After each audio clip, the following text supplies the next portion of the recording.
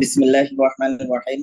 রব্বি জিদনি ইলমা রব্বি ইয়াসসির ওয়া লা তু'আসসির ওয়া তাম্মিম আলাইনা বিল খাইর রব্বি ইশরাহ লি সাদরি ওয়া ইয়াসসির লি আমরি ওয়াহলুল উকদাতাম মিন লিসানি ইয়াফকাহু কাওলি। আমরা পেডিয়াট্রিক্স কমন যে ড্রাগস গুলো আছে এগুলোর ডোজ ক্যালকুলেশন এবং বেসিক কিছু কনসেপ্ট নিয়ে আলোচনা করেছি। এখন আমরা প্রতিটা এক একটা সিস্টেম করে আমরা আলোচনা করব। পেডিয়াট্রিক জিএটি, এরপরে paediatric respiratory system, paediatric ENT, paediatric skin, এভাবে আমরা সিস্টেমিক ভাবে শেষ করবো। একবারে ফাইনালি আমরা নিউনেটোলজি এবং যে ইনডোর যে ম্যানেজমেন্ট গুলো আছে সেগুলো নিয়ে আলোচনা করব। পেডিয়াট্রিক যে এটির মধ্যে আমরা যে টপিকস গুলো মানে আউটডোরে যে পেশেন্ট গুলো সবচেয়ে বেশি পেয়ে থাকি সেটা হচ্ছে diarrhoea, constipation, vomiting, oral thrush আর হেলমিনথিয়াসিস যে প্রবলেম গুলো আছে এগুলো। তো ডায়রিয়াটা এটা এক্সট্রা একটা টপিকস, অনেক বড় একটা টপিকস। এখানের মধ্যে ডায়রিয়ার মধ্যে আছে আপনার ওয়াটারি ডায়রিয়া, হ্যাঁ, এরপরে আছে ব্লাডি ডায়রিয়া অর ডিসেন্ট্রি, এরপরে ডায়রিয়ার বিভিন্ন টাইপস আছে। তো ওইটা নিয়ে আমরা আলাদা একটা ক্লাস নেব। আজকে আমরা বাকি যে টপিকস গুলো আছে কনস্টিপেশন, ভমিটিং, ওরাল থ্রাশ আর হেলমিনথিয়াসিস নিয়ে আলোচনা করব।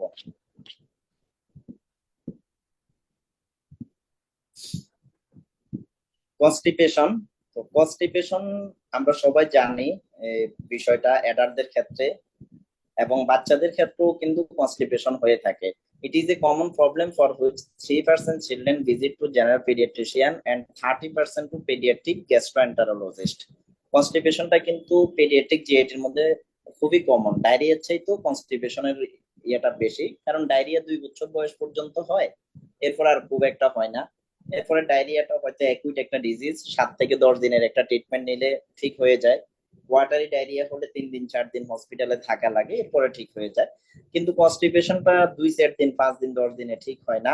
এটা একটা ইভ্যালুয়েট করা লাগে যে এখানে সেকেন্ডারি কোনো কজ আছে কিনা, সেগুলো ইভ্যালুয়েট করে তারপরে কনস্টিপেশনের ট্রিটমেন্টে যেতে হয়। তো সবচেয়ে কমন কাদের ক্ষেত্রে, টোডলারদের ক্ষেত্রে, মানে 5 বছরের নিচে, তাদের ক্ষেত্রে এটা 17% পর্যন্ত হয়ে থাকে। আর যে প্রি স্কুল যে চিলড্রেন গুলো আছে তাদের ক্ষেত্রে হয়ে থাকে। আর যারা ফর্মুলা ফিড পায় মানে ব্রেস্ট ফিড পায় না তাদের মধ্যে বেশি হয়। ব্রেস্ট ফিডিং বেবিদের মধ্যে এটার তুলনামূলক কিছুটা কম হয়। কনস্টিপেশনের বিষয়ে আলোচনা করার আগে আমরা এখানে কমন কয়েকটা বিষয় একটু জেনে রাখবো, যেটা আপনারা মানে হার হামেশা সব সময় এই প্রশ্নগুলোর সম্মুখীন হবেন ওপিডি তে। হ্যাঁ, প্রথমে একটা বিষয় জেনে রাখি, এটা নিউনেটোলজিতে আরেকটু আলোচনা হবে। একটা বাচ্চা যখন জন্মগ্রহণ করবে তাহলে জন্মের প্রথম 24 ঘন্টার মধ্যে বাচ্চার একবার বাউল পাস করতে হবে নরমালি। বাচ্চাটা হেলদি আছে কিনা, তার জিএটা একটা ইনটেক্ট আছে কিনা, সঠিক আছে কিনা, তার কোনো কনজেনিটাল ম্যালফরমেশন নাই বা হাসপ্যান্ড ডিজিজ এই ধরনের কোনো ডিজিজ নাই, এগুলো এক্সক্লুড করার জন্য যে বিষয়টা দরকার, বাচ্চা জন্মের প্রথম 24 ঘন্টার ভিতরে একবার বাউল পাস করবে, যেটাকে আমরা মেকোনিয়াম বলে থাকি। হ্যাঁ, বাচ্চা যদি একবার মেকোনিয়াম পাস করে তাহলে বাচ্চাটা মোটামুটি হেলদি। 24 ঘন্টার মধ্যে একটা বাচ্চা যদি একবারও যদি বাউল পাস না করে এবং বাচ্চার অ্যানাল ক্যানেলটা ঠিক আছে, আপনি দেখলেন বাচ্চা 24 ঘন্টা বাউল পাস করে নাই। এখন গ্রাম অঞ্চলে যখন বাসায় ডেলিভারি হয় তখন তারা তো আর সবকিছু চেক করে না যে বাচ্চার অ্যানাল ক্যানেল ঠিক আছে কিনা। হসপিটালে হলে তো জেনারেল এক্সামিনেশনের মধ্যে বাচ্চার একবারে মাথা থেকে পা পর্যন্ত সবকিছু একবার চেক করে নেওয়া হয়। তো যদি এইগুলো একটা বাচ্চা বাসায় বাড়িতে জন্মগ্রহণ করছে, এখন তার পায়খানা হচ্ছে না, 24 ঘন্টা চলে গেল, আপনার কাছে নিয়ে আসলো, আপনি দেখলেন যে তার এনাল ক্যানেলটা আছে কিনা, ঠিক আছে কিনা, পারফোরেটেড কিনা। হ্যাঁ, অনেক সময় থাকে কি এনাল ক্যানেলটা মানে ম্যালফরমেশন থাকে, সেই ক্ষেত্রে বাউল পাস করে না, তখন তো বাচ্চাকে মানে পেডিয়াট্রিক সার্জনের কাছে রেফার করতে হবে। এখন আপনি দেখলেন যে বাচ্চার এনাল ক্যানেলটা ঠিক আছে, কিন্তু তারপরও বাচ্চা 24 ঘন্টা হয়ে গেছে এখনো বাউল পাস করে নাই, বাচ্চা কান্নাকাটি করতেছে বা আহ, বাচ্চাকে দেখতে মানে ইল লুকিং দেখা যাচ্ছে, তো সেক্ষেত্রে আপনি যেটা করবেন একটা গ্লিসাপ সাপোজিটরি, মানে 1.15 গ্রামের একটা সাপোজিটরি বাচ্চাকে আপনি দিবেন। দেওয়ার পরে আপনি দেখলেন যে বাচ্চা বাউল পাস করে কিনা, যদি দেখলেন যে না, দিলেন 6 ঘন্টা 8 ঘন্টা হয়ে গেল এখনো বাচ্চা বাউল পাস করে নাই, তাহলে আপনার কাজ এখানে শেষ, বাচ্চাকে একজন পেডিয়াট্রিক গ্যাস্ট্রোএন্টারোলজিস্টের কাছে রেফার করে দেবেন। এটা একটা বিষয় গেল। এখন আমরা আরেকটা বিষয় জানবো যে ব্রেস্ট ফিডিং বেবিদের ক্ষেত্রে জন্মের পরে মিকুনিয়াম পাস করা মানে হচ্ছে বাচ্চাটা হেলদি, মানে বাচ্চার হেলদি ওয়েল জিআই ট্র্যাক্ট, তার জিআই ট্র্যাক্টটা ভালো আছে, তার তেমন কোনো সমস্যা নাই। এখন ফার্স্ট মেকোনিয়াম পাস করার পরে এরপরে বাচ্চা যদি 5-7 দিনও পায়খানা না হয়, এসব নিয়ে চিন্তা করার কোনো দরকার নেই। জন্মের পর প্রথম 6 মাস পর্যন্ত বাচ্চার 5 থেকে 6 দিন পর পর একবারও যদি পায়খানা হয়, এটা নর্মাল। সে যদি একবার বাউল পাস করে, তাহলে এটাকে কনস্টিপেশনের ট্রিটমেন্ট, তাকে অ্যাবোলা ল্যাকটুলোজ এই ধরনের কোনো সিরাপ দেওয়ার কোনো দরকার নাই। এখানে বিষয়টা হবে কি, আপনি চেম্বারে বসা আছেন, বাচ্চার মা বাচ্চাকে নিয়ে আসবে, কি সমস্যা, বয়স কত জিজ্ঞাসা করবেন, বলবে যে বয়স 4 মাস। সমস্যা কি, বা 2 মাস 3 মাসের বাচ্চাগুলো একটু বেশি আসে এইসব ক্ষেত্রে, যে সে কত 4 দিন 5 দিন পটি করতেছে না, এভাবে তারা বলবে। হ্যাঁ, তো আপনি যে বিষয়টা করবেন, এখানে এক্সক্লুড করবেন, সেটা হচ্ছে আপনি জিজ্ঞেস করবেন যে বাচ্চার ইউরিন পাস কি ঠিক আছে কিনা, ইউরিন আউটপুট ঠিক আছে কিনা। যদি ইউরিন আউটপুট মোর দেন 6 টাইমস ডেইলি হয়ে থাকে, হুম, জিজ্ঞেস করবেন যে বাচ্চা ঠিক মতো দুধ খায়। তখন যদি বলে হ্যাঁ বাচ্চা দুধ খায়, কোনো অসুবিধা হয় না, বাচ্চা মানে প্লেফুল থাকে, মানে হাসি খুশি থাকে, হ্যাঁ থাকে, বাচ্চার মা উত্তর দিল। এরপরে বাচ্চা কয়বার প্রস্রাব করে দিনে, বলবো যে অনেকবার প্রস্রাব করে। মহিলারা সাধারণত বাচ্চার নানি দাদি তারা নিয়ে আসে, জিজ্ঞেস করবেন যে সে কয়বার প্রস্রাব করে, তখন বলবে সে সারাদিন প্রস্রাব করে, তবে পায়খানা করে না। যখন এই বিষয়টা বলবে যে সে সারাদিন প্রস্রাব করে, তখন আপনি তাকে যে বিষয়টা বলবেন যে পায়খানা করে না, আপনি প্রথম কনফার্ম হবেন যে যেহেতু প্রস্রাব করে, তাহলে তার কোনো সমস্যা নাই, এটা নিয়ে ভয়ের কোনো দরকার নেই। এখন বাচ্চার মাকে আপনি কাউন্সেলিং করতে হবে, কারণ তারা তো ভয় পাচ্ছে যে বাচ্চার না জানি কোনো সমস্যা হলো, পায়খানা করতেছে না কেন। হ্যাঁ, তখন যে বিষয়টা আছে, আপনি বাচ্চার মাকে কয়েকটা বিষয় কাউন্সেলিং করবেন। প্রথম কাউন্সেলিং হচ্ছে যে বাচ্চা তো বুকে দুধ পাচ্ছে, হ্যাঁ, তো আপনার দুধটা যেটা, এটা তো লিকুইড, এখানের মধ্যে সবগুলোই তো পানি। তো যতটুক দরকার এতটুক তার শরীরে, মানে যতটুক তার শরীরের এনার্জির জন্য দরকার, সেটা শরীরে এনার্জি হিসাবে ইউটিলাইজ হচ্ছে। আর বাকি যেটা, সেটা তো প্রস্রাব দিয়ে বের হয়ে যাচ্ছে। তো তাকে তো আপনি ভাত খাওয়ার নাই, মাছ খাওয়ার নাই, মাংস খাওয়ার নাই, তাহলে পায়খানা নিয়ে আপনার চিন্তা করার কোনো দরকার নাই। যখন আপনি এই লজিক্যাল এক্সপ্লেনেশনটা দিয়ে দেবেন, তখন তারা মোটামুটি তারা এই ক্ষেত্রে একটু মানে তারা দুশ্চিন্তা মুক্ত হয়ে যাবে। না, ঠিক আছে, এখানে ভয়ের কোনো দরকার নাই। এই বিষয়টা একটু তাকে কাউন্সেলিং করাই দিতে হবে, যে আপনি খাওয়াচ্ছেন পানি, বের হচ্ছে পানি, ইউরিন পাস হচ্ছে, প্রস্রাব বের হচ্ছে, তার মানে আপনার বাচ্চাটা সুস্থ আছে, আপনার চিন্তার কোনো দরকার নাই। আর কয়েকটা বিষয় এখানে আপনি যেটা করবেন, সেটা হচ্ছে বাচ্চাদেরকে আরেকটা করতে পারেন, যে গরম সেক দেওয়ার কথা বলতে পারেন, যে একটা কাপড় গরম করে যদি পেটের উপর রাখে, তাহলে ওইসব ক্ষেত্রে বাচ্চা 2-3 দিন পর পর, মানে ফার্স্ট ইনিশিয়ালি এটা করলে বাচ্চার মেকুনিয়া বাচ্চার পায়খানা হবে, কোনো অসুবিধা হবে না। ওইটার একটা আপনি তাদেরকে বলে দিতে পারেন যে আপনি একটু গরম সেক দেবেন, হ্যাঁ, একটা কাপড় গরম করে ওইটা দিয়ে একটু সেক দেবেন, তাতে বাচ্চার পায়খানা হবে। এটা একটা বিষয়। আর কেউ আসে বলবে যে বাচ্চা মোড়ামুড়ি করে, সে মনে হচ্ছে ফ্যাটটা ফুলে যাচ্ছে, এরকম আসলে কিন্তু সবকিছুই স্বাভাবিক। তো তাদের ক্ষেত্রে আপনি যেটা করবেন, যে তাদেরকে জাস্ট একটু মানে যেহেতু হসপিটাল পর্যন্ত সে চলে আসছে, আপনি একবারই কিছুই দিলেন না, এমনি ছেড়ে দিলেন, তা তো আর হবে না। বলবে যে কি ডাক্তার মনে কিছু জানে না, আমাদেরকে করে দিছে। তা আপনি আপনার কাউন্সেলিংটা করলেন। জাস্ট পেশেন্ট স্যাটিসফ্যাকশনের জন্য আপনি যেটা করবেন, সেটা হচ্ছে তাদেরকে একটা ডমপেরিডন একটা ড্রপ আপনি দিয়ে দেবেন। হ্যাঁ, ডমপেরিডন কি করে, আমরা জানি ডমপেরিডন মানে ডাউনওয়ার্ড মুভমেন্টটা, পেরিস্টালসিসটা বাড়ায়। তো পেরিস্টালসিস বাড়ায়, সেখানে ডমপেরিডন থেকে মানে ফলাফল পাইতেও পারে, নাও পাইতে পারে। আপনার কাউন্সেলিংটা ইম্পর্টেন্ট, আর আপনার ডমপেরিডনটা একটু দিয়ে দেবেন। এরপরও যদি বাচ্চার মা না হয়, তখন বলবেন যে আপনি 4-5 দিন পর পর, মানে ওই যে একটা যে গ্লিসাপ সাপোজিটরি আছে, ওইটা দিয়ে একটু পায়খানা করায় নিতে পারবে, এটা কোনো অসুবিধা নাই।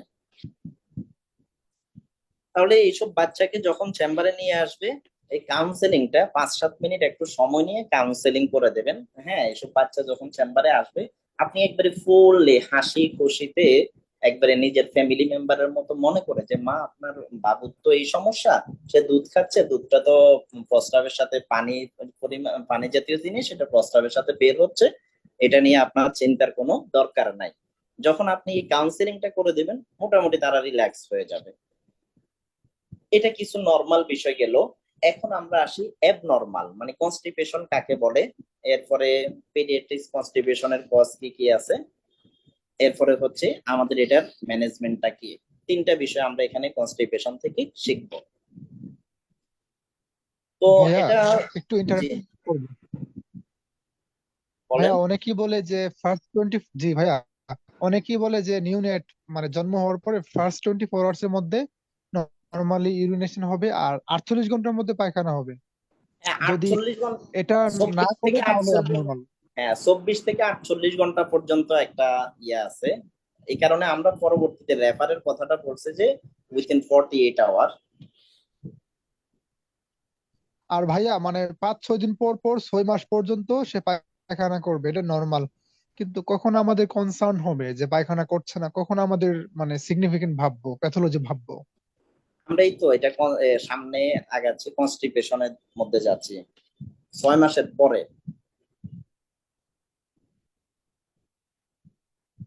6 মাস পরও যদি তার 2-3 দিনে পায়খানা হয়, তার মানে ইউরিন আউটপুট এরপরে বাকি সবগুলো যদি ঠিকঠাক থাকে, বাচ্চা কান্নাকাটি না করে, অ্যাবডোমিনাল পেনের কমপ্লেন না করে, এমনি 2 দিনে একবার বাউল পাস করে, তখনও এটা নিয়ে ভয়ের কোনো দরকার নাই। কখন আমরা কনসার্ন হবো সেটা আমরা একটু বলতেছি এখন। হ্যাঁ, এইখানে একটু দেখেন যে নর্মাল যদি আমরা স্টুল প্যাটার্নটা বলি, এই যে এখানে আমরা লিখছি যে মিকোনিয়াম, মিকোনিয়ামটাও উইদিন ফার্স্ট 48 আওয়ার, প্রথম 48 ঘন্টার ভিতরে বাচ্চা মিকোনিয়াম পাস করবে।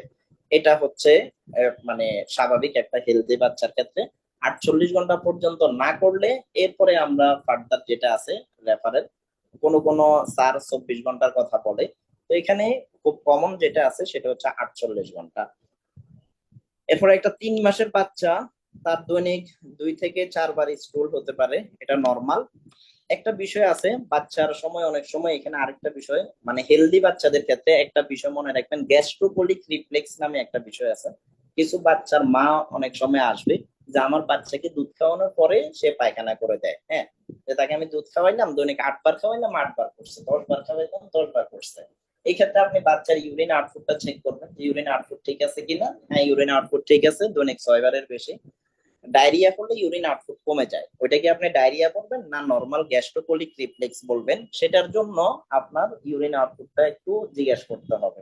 যদি ইউরিন আউটপুট ঠিক থাকে তাহলে বাচ্চা প্রতিবার দুধ খাওয়ার পরে যদি পায়খানা হয়ে যায়, এটা হচ্ছে গ্যাস্ট্রোকোলিক রিফ্লেক্স। গ্যাস্ট্রোকোলিক রিফ্লেক্স হচ্ছে মানে যখন দুধটা বাচ্চা মুখ দিয়ে যখন এটা স্টমাকে যায়, ওখান থেকে ইন্টেস্টাইনে যায়, যাওয়ার সাথে সাথে ওখানে মানে পেরিস্টালসিস যে অ্যাক্টিভিটিটা আছে সেটা একটু মানে র্যাপিডলি শুরু হয়ে যায়, সেটাকে গ্যাস্ট্রোকোলিক রিফ্লেক্স বলে। তখন দুধ খাওয়ার পরে একবার হালকা একটু পায়খানার মতো হালকা হতে পারে, ওটা অসুবিধা নেই।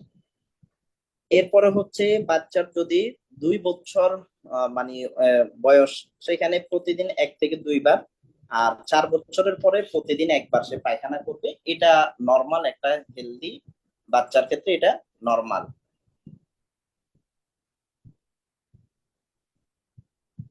ভাইয়া গ্যাস্ট্রোকলি রিফ্লেক্সটা কয় মাস পর্যন্ত থাকে? 6 মাস, কয় মাস?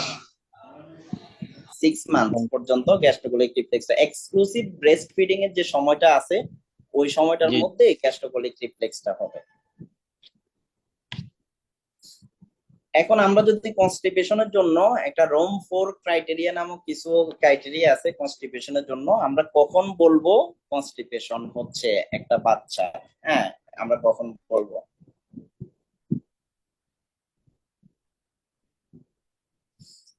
যদি বয়স নর্মালি 4 বছরের বেশি, হ্যাঁ 4 বছরের আগেও যদি কনস্টিপেশন হতে পারে, মানে 6 মাসের পরে হতে পারে।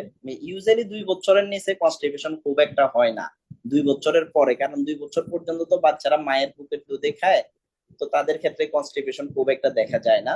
আর তাদের যে খিচুড়ি বা আদার্স যে ফর্মুলার ডায়েট গুলো আছে ওইগুলো যদি মানে 4:1:1 হিসাবে যদি নেওয়া হয়, তাহলে সেই ক্ষেত্রেও কোনো সমস্যা হয় না, কনস্টিপেশন দেখা যায় না। কনস্টিপেশন তো অ্যাডাল্টদের ক্ষেত্রে যেমন এক্সেসিভ প্রোটিন ইনটেক করলে এবং লো ডাইটারি ফাইবার হলে অ্যাডাল্টদের ক্ষেত্রে কনস্টিপেশন হয়, ঠিক বাচ্চাদের ক্ষেত্রেও যদি শুধুমাত্র প্রোটিন খাওয়ালো, শুধু তাকে একটা ডিম খাওয়ালো কিন্তু আর সাথে আর কিছুই খাওয়ালো না, তাহলে সেই ক্ষেত্রে বাচ্চাদেরও কনস্টিপেশন হতে পারে।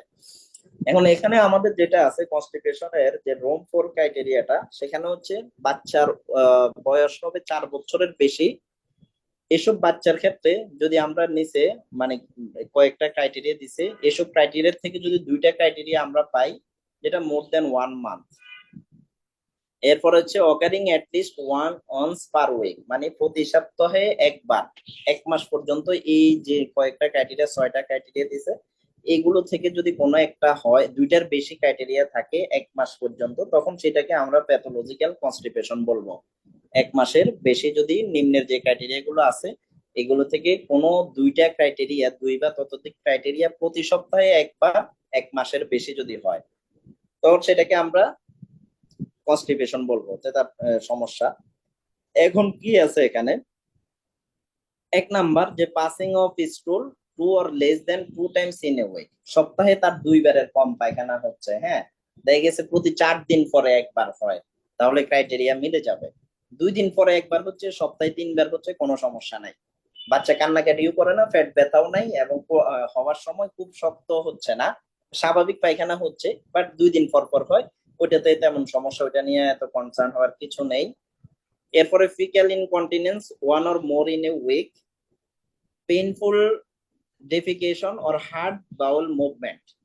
এখন বাচ্চার দেখা যাচ্ছে সপ্তাহে 2বারের বেশি হচ্ছে, কিন্তু যখনই হচ্ছে তখনই পেইনফুল হচ্ছে, হ্যাঁ, অথবা প্রতিদিনই হচ্ছে, বাট এটা পেইনফুল হচ্ছে, বাচ্চার খুব কষ্ট হচ্ছে, বাচ্চা কান্নাকাটি করতেছে, বাচ্চা পায়খানা করতে মানে বাচ্চাকে পায়খানার জন্য বললে সে সেখানে ভয় পায়, দেখা যায় না, বাচ্চা পায়খানা করতে ভয় পায়, হঠাৎ করে তার ইনভলেন্টারি ভাবে তার যে ইয়ে আছে জামা কাপড় নষ্ট হয়ে যায়, যদি এরকমও হয় সেটাও কনস্টিপেশনের মধ্যে হবে। এরপরে stool present in rectum evidence by palpable faecal mass in left ileum, DRE করে দেখলো, সেখানের মধ্যে অ্যাকচুয়ালি এসব ইনভেসিভ গুলো লাগে না। বাচ্চার যদি আগে থেকে জানা গেল যে বাচ্চার আগে থেকেই নর্মালি তার সবসময় নর্মাল বাউল হ্যাবিট ছিল, এখন গত কিছুদিন হচ্ছে না, বাচ্চার মায়ের ক্লিনিক্যাল হিস্ট্রি থেকে আপনি ডায়াগনোসিসে যেতে পারবেন। প্লেন এক্সরে কথা আগে বলা হইতো, কিন্তু রিসেন্ট যে গাইডলাইন গুলো আছে এগুলো এক্সরে করতে একটু নিষেধ করে, যে বাচ্চাদেরকে এত আর্লি এজের মধ্যে রেডিয়েশনের দিকে মানে না নেওয়ার কথা বলে, যেহেতু এটা ক্লিনিক্যালি ডায়াগনোসিস করা যায়। আর এটা ডায়াগনোসিস মানে করলেও আগে থেকে নর্মাল ছিল, এখন তার কনস্টিপেশন হলো, এখন এটা এক্সরে করেও যে এখানে বাড়তি কোনো ট্রিটমেন্ট এখানে অ্যাড হবে না, হ্যাঁ, তো সেজন্য খুব একটা দরকার হয় না। এরপর হচ্ছে লার্জ ডায়ামিটার স্টুল, মানে টয়লেট ভরে লার্জ ডায়ামিটার স্টুল হচ্ছে রিটেনটিভ বিহেভিয়ার, মানে হচ্ছে বাচ্চা পায়খানা যেতে চায় না, মানে সে ভয় পায়। যদি এই ধরনের সমস্যাগুলো হয় তাহলে সেটাকে আমরা কি করব, মানে ইয়ে করে নেব, কনস্টিপেশন হিসেবে ডায়াগনোসিস করব। ভাইয়া ফিকেল ইনকন্টিনেন্স কি? এটা একটু সামনে আলোচনা করতেছি, এই কারণে আর বলি নাই, সবগুলো যে ইয়েটা আছে একটু বলে দিচ্ছি, হ্যাঁ, একটু ওয়েট করেন। আমরা দেখি কনস্টিপেশনের ডেফিনেশনটা, যে infrequent hard painful defecation, faecal infection একটা কথা আছে, আর ফিক্যাল ইনকন্টিনেন্স একটা কথা আছে। আগে ফাংশনাল ফিক্যাল ইনকন্টিনেন্সটা, এই যে ছবিটার দিকে লক্ষ্য করেন, যে ইনভলেন্টারি প্যাসেজ অফ স্টুল, আমরা ইউরিনারি ইনকন্টিনেন্স পড়ছি না, যে তার ইনকন্টিনেন্স হচ্ছে হঠাৎ করে প্রস্রাব, স্পেস ইনকন্টিনেন্স, আর্জ ইনকন্টিনেন্স, এরকম স্ট্রেস ইনকন্টিনেন্স হচ্ছে তার মধ্যে কোনো প্রেসার পড়তেছে, অ্যাবডোমিনাল প্রেসার, কফিং অথবা এক্সারসাইজ, তার ইউরিন হয়ে যায়, ওটা হচ্ছে stress incontinence of urine. Urge incontinence of urine, যে তার প্রস্রাব ধরলো, সে টয়লেটে যাওয়ার আগেই তার প্রস্রাব পড়ে গেল, সেটা হচ্ছে আর্জ ইনকন্টিনেন্স অফ ইউরিন। এখন ফিক্যাল ইনকন্টিনেন্স যে টার্মটা আছে সেটা হচ্ছে repeated involuntary passage of স্টুল in the underwear after the acquisition of toileting scale. তাহলে দেখা যাচ্ছে 4 বছর বয়স পরে, 4 বছরের আগে হলে সেখানে এটাকে ফিক্যাল ইনকন্টিনেন্স বলা হয় না। 4 বছরের পরে হলে, যে হঠাৎ করে তার মানে যে জামা কাপড় নষ্ট হয়ে যাচ্ছে, হ্যাঁ, তার ক্লোদিং গুলো নষ্ট হয়ে যাচ্ছে, তখন সেটাকে বলা হয় ফিক্যাল ইনকন্টিনেন্স।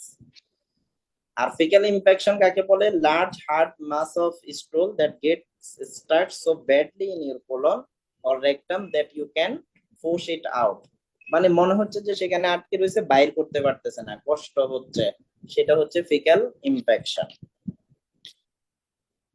তো প্যাথোফিজিওলজি আমাদের এখানে অ্যাকচুয়ালি কি হয়, মানে কনস্টিপেশনের মধ্যে, দেখা যাচ্ছে পেইনফুল ডেফিকেশন হয়, ভলান্টারি উইথড্রয়াল হয়, এরপরে prolong faecal stasis, reabsorption of fluid, increase size and consistence of stool, constipation. আমরা যদি কনস্টিপেশনের কজটা একটু দেখি, প্রথম যে কজটা আছে সেটা হচ্ছে ফাংশনাল, মানে অর্গানিক কোনো কজ নাই, এটা ফাংশনাল কজ। যে সেখানের মধ্যে দেখা যাচ্ছে মানে যে ওয়াটার, মানে ফ্লুইডের পরিমাণ কম হচ্ছে বা ফ্লুইড গুলো বেশি পরিমাণ রিঅ্যাবজর্ব হয়ে যাচ্ছে, কোলনের মধ্যে কোনো ফ্লুইড থাকতেছে না, ফিক্যাল যে ম্যাটেরিয়ালস গুলো আছে এগুলো খুব হার্ড হয়ে যাচ্ছে এবং হার্ড হয়ে সেখানে কনস্টিপেশন হচ্ছে। এটা হচ্ছে 95% কেসের মধ্যে হচ্ছে কনস্টিপেশন। মানে প্রতি দেখা যাচ্ছে 10 জনের মধ্যে মোটামুটি 9 জনের বেশি, মানে 10 জনের কাছাকাছি অনেক সময় দেখা যাচ্ছে 10 জনের ক্ষেত্রে ফাংশনাল। তাহলে যখন একটা বাচ্চা কনস্টিপেশন নিয়ে আসবে সেক্ষেত্রে আমাদের সবসময় চিন্তা করবো যে এটা মেবি ফাংশনাল। আর অর্গানিক যেটা আছে সেটা কিন্তু খুব আর্লি এজে, হ্যাঁ, নিউনেটেডদের ক্ষেত্রে আপনি সেটা পেয়ে যাবেন, সেটার জন্য আপনার 2 মাস 3 মাস অপেক্ষা করা লাগবে না অর্গানিকের ক্ষেত্রে। মেটাবলিক কিছু কজ আছে, মেটাবলিকের মধ্যে যেটা আছে যেমন হাইপোথাইরয়েডিজম। তো হাইপোথাইরয়েডিজম আমাদের যে জিনিসটা করে, হাইপোথাইরয়েডিজমে কনস্টিপেশন হয়, হ্যাঁ, হাইপোথাইরয়েডিজমে পেরিস্টালসিস অ্যাক্টিভিটিটা কমে যায় এবং কনস্টিপেশন হয়। হাইপার ক্যালসিমিয়া যেটা আছে, হাইপার ক্যালসিমিয়াতে কনস্টিপেশন হয়। হাইপোক্যালেমিয়াতে, হাইপোক্যালেমিয়াতে কি হয়, হাইপোক্যালেমিয়াতে যে আমাদের যে পেরিস্টালসিস অ্যাক্টিভিটিটা কমে যায়, হাইপোক্যালেমিয়াতে কনস্টিপেশন হয়। সিস্টিক ফাইব্রোসিস, এটা একটা জেনেটিক ডিজিজ, এটা কনস্টিপেশন করে এবং লাংস প্রবলেম করে, মানে বাচ্চাদের ক্ষেত্রে, অ্যাডাল্টদের ক্ষেত্রে রিকারেন্ট মানে রেসপিরেটরি ট্র্যাক্ট ইনফেকশন করে সিস্টিক ফাইব্রোসিস। আর নিউরোমাসকুলার কিছু ডিজিজ আছে, সেরেব্রাল পালসি, এগুলো খুবই কম রেয়ার। তা আমাদের ড্রাগের মধ্যে কয়েকটা ড্রাগ মনে রাখতে হবে। অ্যান্টিকোলিনার্জিক যে ড্রাগ গুলো আছে, অ্যান্টি স্পাজমোডিক যে ড্রাগ গুলো আছে, সেগুলো কনস্টিপেশন করতে পারে বাচ্চাদের ক্ষেত্রে। অ্যান্টি কনভালশন যাদেরকে দেওয়া হয় বাচ্চা তাদের ক্ষেত্রে হতে পারে, এগুলো অ্যাডাল্টদের ক্ষেত্রে এবং বাচ্চাদের ক্ষেত্রে সবার ক্ষেত্রে হতে পারে। অ্যান্টি সাইকিয়াট্রিক মেডিসিন যেগুলো আছে সেগুলো কনস্টিপেশন করতে পারে। তো বাচ্চাদের ক্ষেত্রে আমরা যে অ্যান্টিকোলিনার্জিক বা অ্যান্টি স্পাজমেটিক যে ড্রাগ গুলো ব্যবহার করা হয়, যেমন নোস্পা ব্যবহার করা হয়, হ্যাঁ, ডাইসাইক্লোভেরিন ব্যবহার করা হয়, এগুলোতে কি হতে পারে, কনস্টিপেশন হতে পারে। তাহলে মানে যদি বাচ্চার আপনি সবকিছু করলেন, 1-2 মাসের বাচ্চার মধ্যে কনস্টিপেশন হয়ে গেল, দেখা গেছে তার অন্য কোনো সমস্যা নাই, আপনার পায়খানা ঠিক মতো হচ্ছে না, এবং বাচ্চার শরীরটা দেখা যাচ্ছে মানে ঠান্ডা থাকে, যদি এরকম হয়ে থাকে তাহলে সেক্ষেত্রে আপনি টিএসএস একটা করে দেখতে পারেন যে তার হাইপোথাইরয়েডিজম আছে কিনা।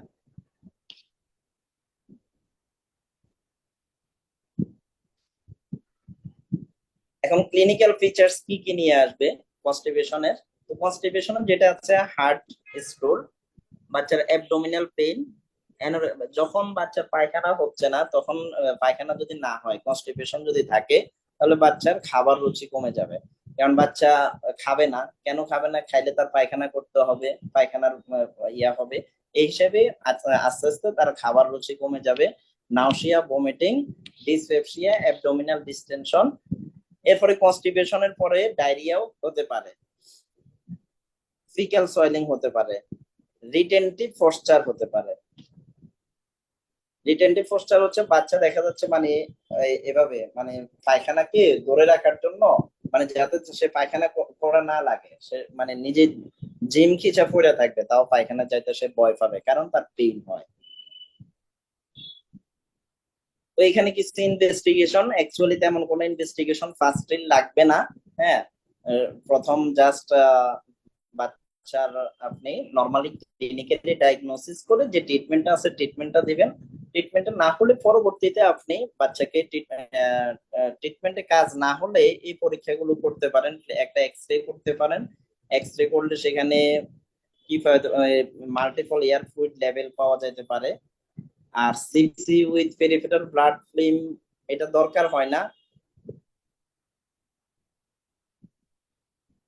কজ ইভ্যালুয়েট করার জন্য টিএসএইচ, সেরাম ক্যালসিয়াম, সেরাম ইলেক্ট্রোলাইটটা করা যেতে পারে, ক্যারিওটাইপিংটা করা যেতে পারে ডাউন সিনড্রোম আছে কিনা।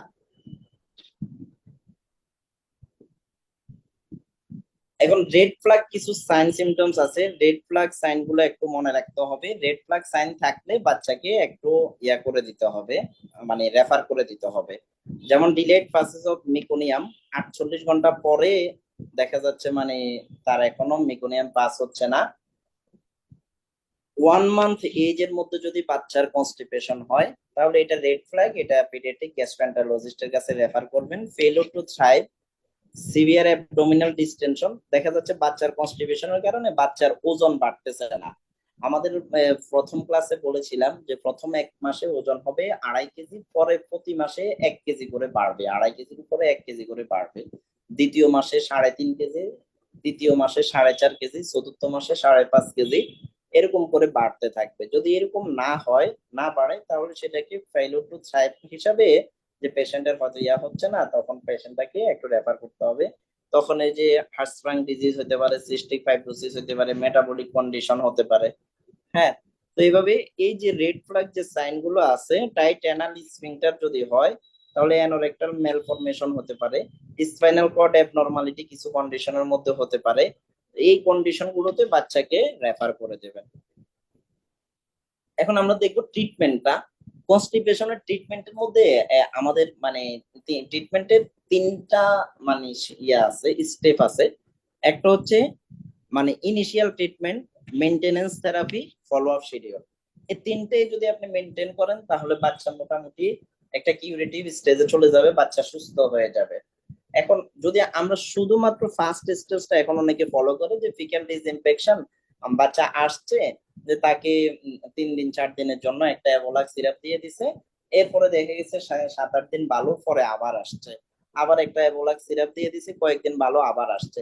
এরকম না করে এটা যে স্টেপ ওয়াইজ যে ম্যানেজমেন্টটা আছে, এই স্টেপ ওয়াইজ ম্যানেজমেন্টটা একটু দিতে হবে। স্টেপ ওয়াইজ ম্যানেজমেন্টটা দিলে বাচ্চা সুস্থ হয়ে যাবে। এখন সর্বপ্রথম তাকে counselling and avoid risk factor, যেসব কারণে তার রিস্ক ফ্যাক্টর মানে কনস্টিপেশনের যে রিস্ক ফ্যাক্টর গুলো আছে সেগুলো অ্যাভয়েড করতে হবে। বাচ্চার মাকে কাউন্সেলিং করে দিবেন যে বাচ্চা যদি ফাইবার খাচ্ছে না, তাকে সে যেহেতু ফাইবার ইনটেক করে, ভেজিটেবলস নেয়, ফ্রুটস, ফ্লুইড ইনটেক এগুলো যাতে এডুকেট হয় সেটা একটু বলে দেবেন। এখানে বলা হয় যে daily intake of 1 Apple can reduce constipation within few days, মানে 1 সপ্তাহ থেকে 2 সপ্তাহের মধ্যে যদি প্রতিদিন একটা করে আপেল খাওয়া হয়, সেটা মানে খুব আর্লি বাচ্চাদেরকে তো এইসবগুলোর বসি খাওয়ানো বা আদার্স অন্যান্য ফাইবার শাক খাওয়ানো এগুলো খুবই মুশকিল।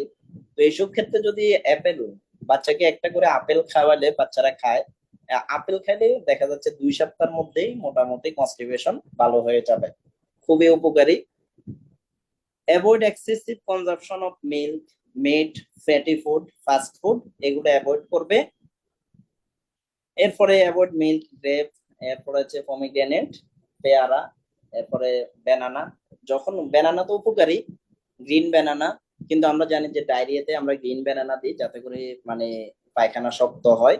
তো যে বাচ্চার অলরেডি কনস্টিপেশন আছে তার ক্ষেত্রে গ্রিন ব্যানানাটা অ্যাভয়েড করবে। ড্রাগের মধ্যে ফলিক অ্যাসিড তার ক্ষেত্রে অ্যাভয়েড করবে। জিঙ্ক সিরাপ গুলো তার ক্ষেত্রে অ্যাভয়েড করবে। এমিস্টেট যদি কোনো প্রয়োজন না থাকে এমিস্টেট অ্যাভয়েড করবে।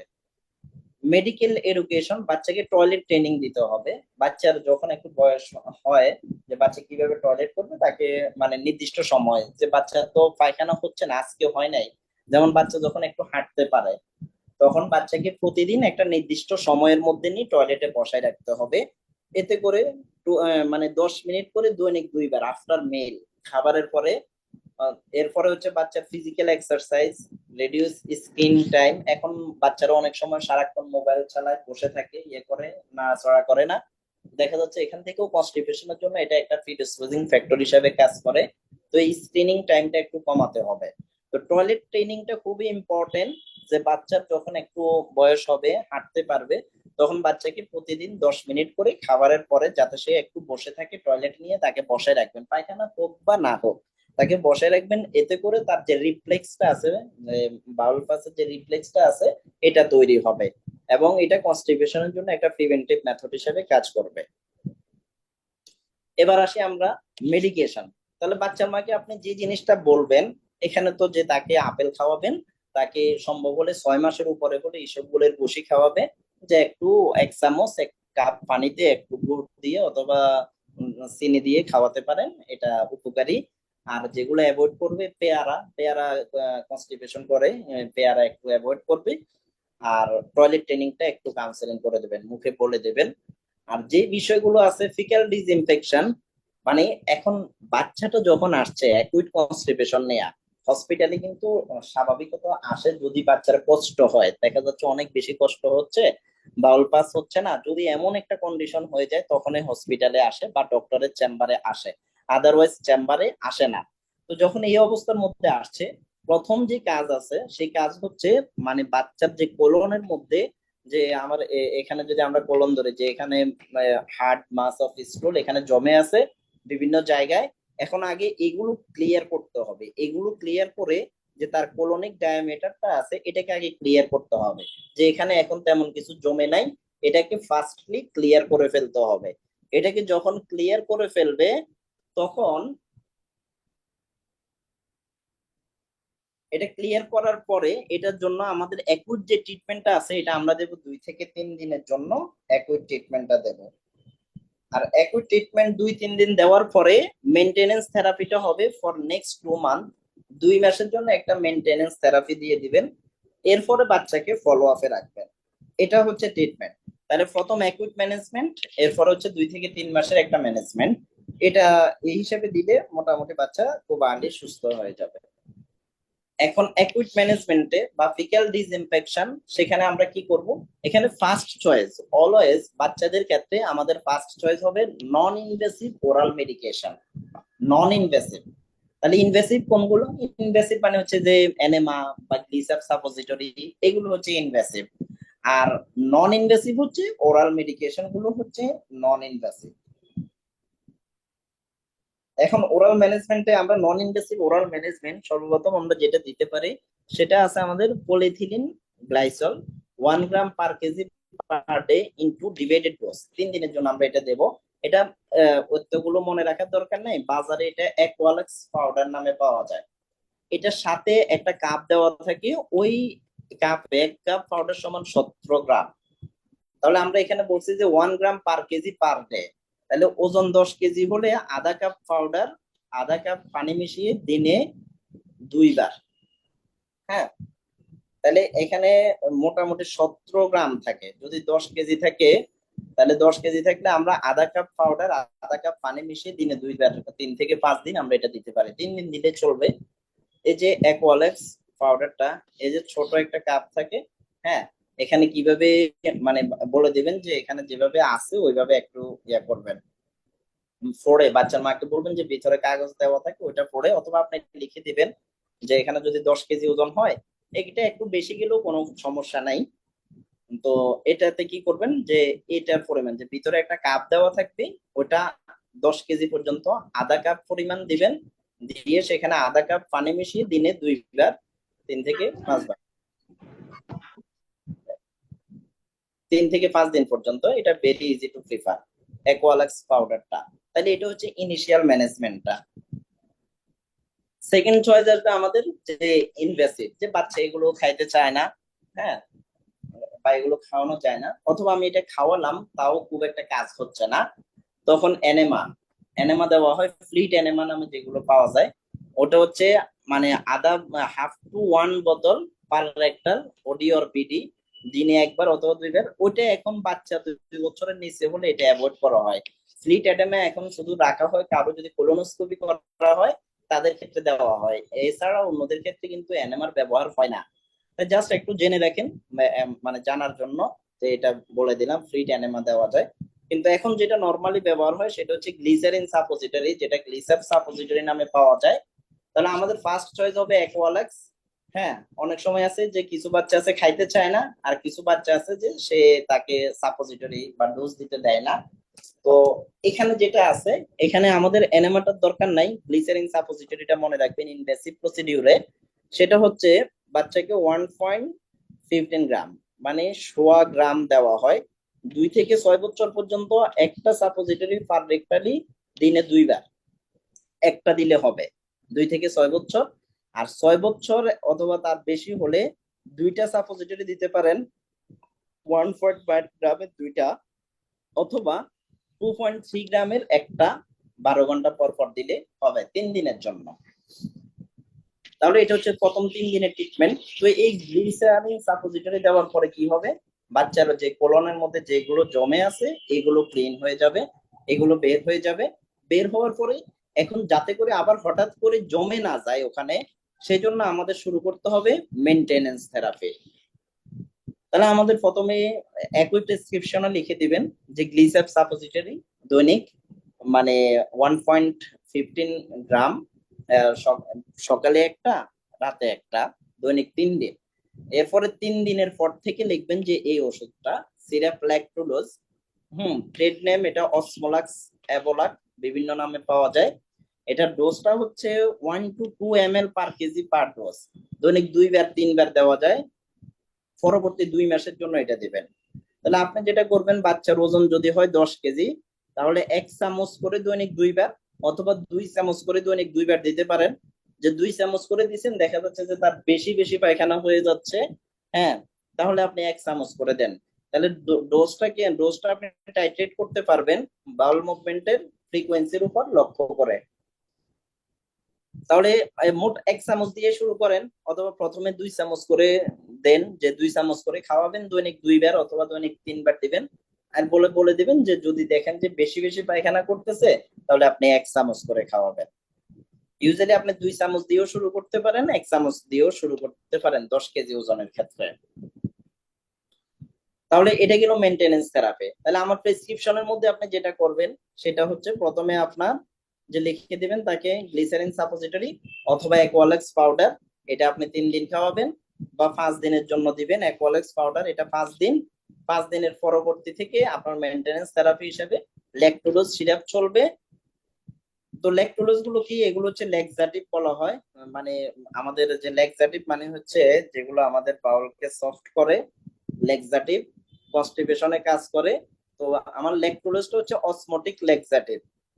সেটা কি করে, এটা কোলনের বাহির থেকে মানে ওয়াটারকে টেনে কোলনের মধ্যে এনে যে স্টুলটা আছে এটাকে সফট করে দেয়, সফট করে ইজি টু পাস। তাহলে আপনি ল্যাকটোলোজ দিতে পারবেন। এই যে ডুরালাক্স নামে কিছু ট্যাবলেট পাওয়া যায়, ওইগুলো কিন্তু বাচ্চাদের ক্ষেত্রে বা 12 বছরের নিচে ওইগুলো দেওয়া যায় না। ইউজুয়ালি ওইগুলো স্টিমুলেন্ট ল্যাক্সাটিভ বলা হয়। ওইগুলো নার্ভকে স্টিমুলেট করে তারপরে বাউল পাস করে। তো এগুলো যদি ল্যাক্সাটিভ, ল্যাকটোলোজ এগুলো যখন ফেল করবে তখন ওইগুলো দেওয়া হয়। ইউজুয়ালি ওইগুলো সাধারণত দেওয়া হয় না। অ্যাডাল্টদের ক্ষেত্রে ওইগুলো অ্যাভয়েড করতে চেষ্টা করবেন। এরপরে আমরা আর কি দিতে পারি, ল্যাকটোলোজ না দিয়ে আমরা ম্যাগনেসিয়াম হাইড্রোক্সাইড একটা সিরাপ পাওয়া যায়, ম্যাকমিল, মম বিভিন্ন নামে পাওয়া যায়, মিল্ক অফ ম্যাগনেসিয়া নামে পাওয়া যায়, এই সিরাপটাও দেওয়া যায়। এটার ডোজ হচ্ছে 2 থেকে 6 বছর পর্যন্ত 1 থেকে 1.5 চামচ করে দিনে 2 বার। আর 6 বছরের উপরে হলে 2 থেকে 3 চামচ করে দৈনিক 2 বার। এগুলো 2 মাস চলবে। তাহলে আপনি হয়তো এটা দিতে পারেন, অথবা ওইটা, দুইটা যে কোনো একটা দিতে পারেন। তাহলে 2 মাসের মধ্যে যদি দেখেন যে বাচ্চার মোটামুটি প্রতিদিন করে, এখন মানে আপনি দেওয়ার পরে প্রতিদিন তার 1 বার করে পায়খানা হচ্ছে, তখন আস্তে আস্তে করে এটা ট্যাপারিং করে এটা বন্ধ করে দেবেন। এরপরে বাচ্চা ফলো আপে থাকবে। হ্যাঁ, এখন এটা হচ্ছে একটা বাচ্চার ক্রনিক কনস্টিপেশন, 4-5 মাস থেকে কনস্টিপেশন তাদের ক্ষেত্রে। একটা বাচ্চা আপনার কাছে আসছে অ্যাকুইট কনস্টিপেশন নিয়ে। অ্যাকুইট কনস্টিপেশন মানে কি, যে বাচ্চা গত 2-4 দিন আগেও ভালো ছিল, গতকালকে এক জায়গায় দাওয়াত খেয়ে আসছে, এখন আজকে 2 দিন সে পায়খানা করতে পারতেছে না, অনেক কষ্ট হচ্ছে, তার পায়খানা বের হচ্ছে না, এরকম ভাবে করলো। তখন সেই সব ক্ষেত্রে জাস্ট আপনি অ্যাকুইট ম্যানেজমেন্টটা দিয়ে দিলেই হবে, সেখানে মেনটেনেন্সের দরকার নাই। হতে পারে সে অনেক বেশি পরিমাণে এক্সেসিভ ফ্যাটি ফুড অথবা এক্সেসিভ মিট ইনটেক করছে, যার কারণে তার অ্যাকুইট কনস্টিপেশন হয়েছে। সেই ক্ষেত্রে তার মেনটেনেন্স ট্রিটমেন্টের দরকার হবে না, শুধুমাত্র অ্যাকুইট ট্রিটমেন্টটা দিয়ে দিলেই বাচ্চা ঠিক হয়ে যাবে। বিহেভিয়ার মডিফিকেশন, এটা আলোচনা করছি যে বাচ্চাকে মানে প্রতিদিন 5 থেকে 10 মিনিট খাবারের পরে, স্পেশালি ব্রেকফাস্ট এন্ড ডিনারের পরে এভাবে নিয়ে বসায় রাখবেন, যাতে বাচ্চারা মানে এতে করে বাচ্চার একটা রিফ্লেক্স তৈরি হবে। ভাই সোডিয়াম পিকোসালফেটের কোন রোল আছে? ওইটাও স্টিমুলেন্ট। Easy life? ইজি লাইফটা স্টিমুলেন্ট না। ওটা সবাই কোম্পানি বলতেছে 1 মাস থেকে কাজ করে খুব ভালো, এটা সে বেটার, এটা কি কতটুকু ইয়া? আমরা 1 মাসে কেন দেবো? 1 মাসে তো যদি তার ফাংশনাল হয় সেটা তো আমরা অপেক্ষা করব। আচ্ছা আচ্ছা, জি। সোডিয়াম পিকোসালফেটটা একটু ইয়াতে দেয়া ভালো, ডিলে করে দেয়া ভালো। হুটহাট ইউজ করলে ওইটা আবার খুব বেশি বাউল মুভ করে ফেলে, এটা একটা প্রবলেম হয়। ভাইয়া আচ্ছা, তাহলে মেইনটেনেন্স থেরাপিতে এভোলাক অথবা হচ্ছে মিল্ক অফ ম্যাগনেসিয়া ছাড়া আর কোনো কিছু দেয়া যাবে না, তাই তো? না, এই দুইটাই প্রিফারেবল, কারণ এই দুইটাই হচ্ছে আমাদের অসমোটিক। হ্যাঁ, আর বাকি যেগুলো আছে ওইগুলো স্টিমুলেন্ট এক্সাটিভ, ওইগুলো অ্যাভয়েড করবেন।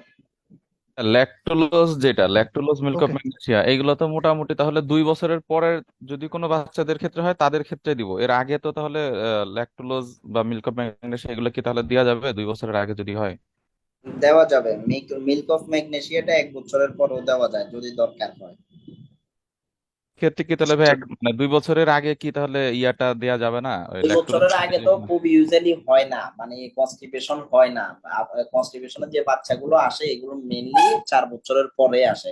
এখানে বলা হয়েছে 95% এর ক্ষেত্রে 4 বছরের পরে হয়। তাহলে 2 বছরের আগে খুবই রেয়ারলি পাওয়া যায়। যদি হয় তাদেরকে ওই যে ম্যাকমিল সিরাপটা দেওয়া যাবে, অসুবিধা নাই।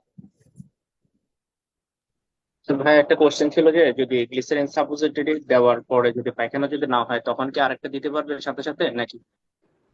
একটা দিয়ে তো মোটামুটি 3 ঘন্টা পর্যন্ত অপেক্ষা করবে।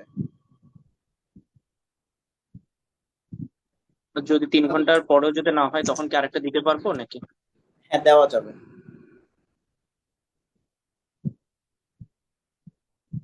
হয়ে যায়, প্রায় দিলে কিন্তু পায়খানা হয়ে যায়। আর ট্রিটমেন্ট ইন ইনফ্যান্ট, আচ্ছা ওই ট্রিটমেন্ট একই, যে রুল আউট অর্গানিক কনস্টিপেশন। তা বাচ্চাদের ক্ষেত্রে ইনক্রিজ ফ্লুইড ইনটেক। এখন বাচ্চা সারাদিন পানি খায় না। বাচ্চা খিচুড়ি খাওয়া শুরু করছে, মানে দুধ ছাড়াচ্ছে উইনিং ফুড। এখন বাচ্চা মানে সারাদিন কোনো পানি খায় না, দেখা যাচ্ছে সারাদিন এটা সেটা খায়। তাহলে তাদের ক্ষেত্রে তো দুনিয়া সব ওষুধ দিয়েও কাজ হবে না।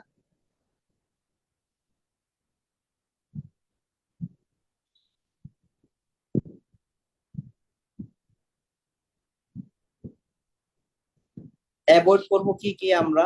এনেমা, স্টিমুলেন্ট, ল্যাক্সাটিভ, মিনারেল অয়েল, এগুলো একটু অ্যাভয়েড করব।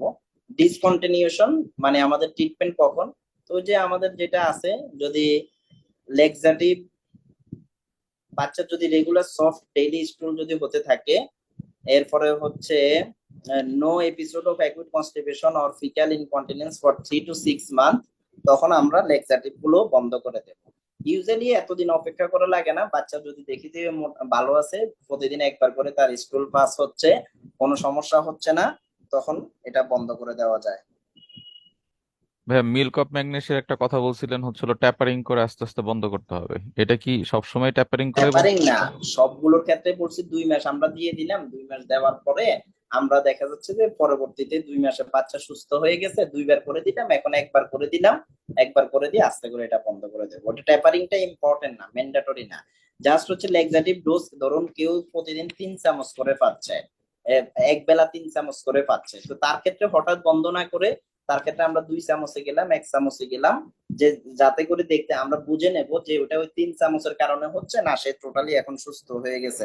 ওই জিনিসটা বোঝার জন্য একটু জাস্ট আমরা গ্রাজুয়ালি ডোজটা ডিক্রিজ করব।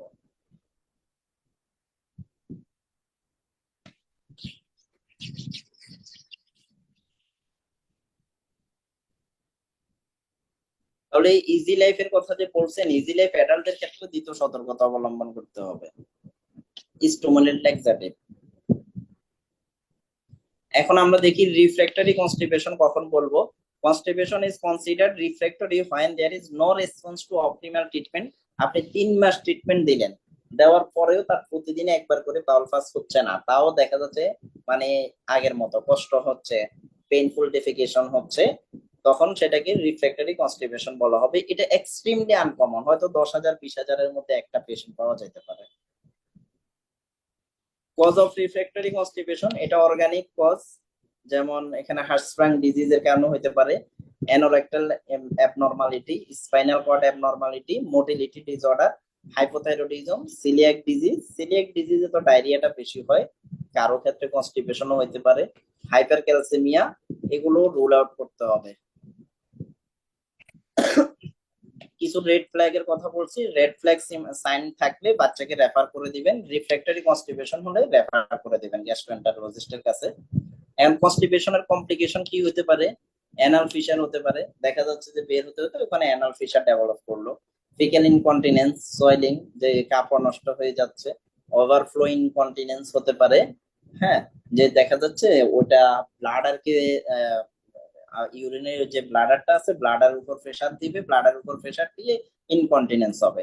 অ্যাডাল্ট আপনি অনেক সময় পেশেন্ট পাবেন যে তাদের কনস্টিপেশনের কারণে তাদের যে ওভারফ্লো ইনকন্টিনেন্সটা, পেশেন্ট আসছে, যে কোনো একটা পেশেন্ট যদি আসে অ্যাডাল্ট পেশেন্ট, তার ইউরিনারি ইনকন্টিনেন্সে সমস্যা হচ্ছে, বলে যে তার প্রস্রাব ফোঁটা ফোঁটা পড়ে, জামা কাপড় নষ্ট হয়ে যায়, ওজো ঠিক থাকে না। এখন এরকম যদি কোনো সমস্যা নিয়ে একটা অ্যাডাল্ট পেশেন্ট যদি আসে, তখন আপনি আদার্স অন্যান্য যেটা আছে অবশ্যই তো একটা আল্ট্রাসোনোগ্রাম করে নেবে যে তার কোনো মানে বিপিএইচ আছে কিনা, হ্যাঁ, আর সাথে তার কনস্টিপেশনের হিস্ট্রিটা নিয়ে নেবেন। যদি কারো কনস্টিপেশন থাকে তাহলে তাদের ক্ষেত্রে ওভারফ্লো ইনকন্টিনেন্সটা তাদের ক্ষেত্রে খুবই কমন, কারণ ওটা ওখানে দেখা যাচ্ছে স্টুল জমে যাচ্ছে, আর ওটা ব্লাডারের উপর প্রেসার দিচ্ছে, সেখান থেকে ওভারফ্লো ইনকন্টিনেন্স হচ্ছে। ইন্টেস্টাইনাল অবস্ট্রাকশন হতে পারে, রেক্টাল প্রোলাপস হতে পারে, রিফ্র্যাক্টরি কনস্টিপেশন হতে পারে, স্মল বাউল ব্যাকটেরিয়াল ওভারগ্রোথ হতে পারে, ইউটিআইও ডেভেলপ করতে পারে।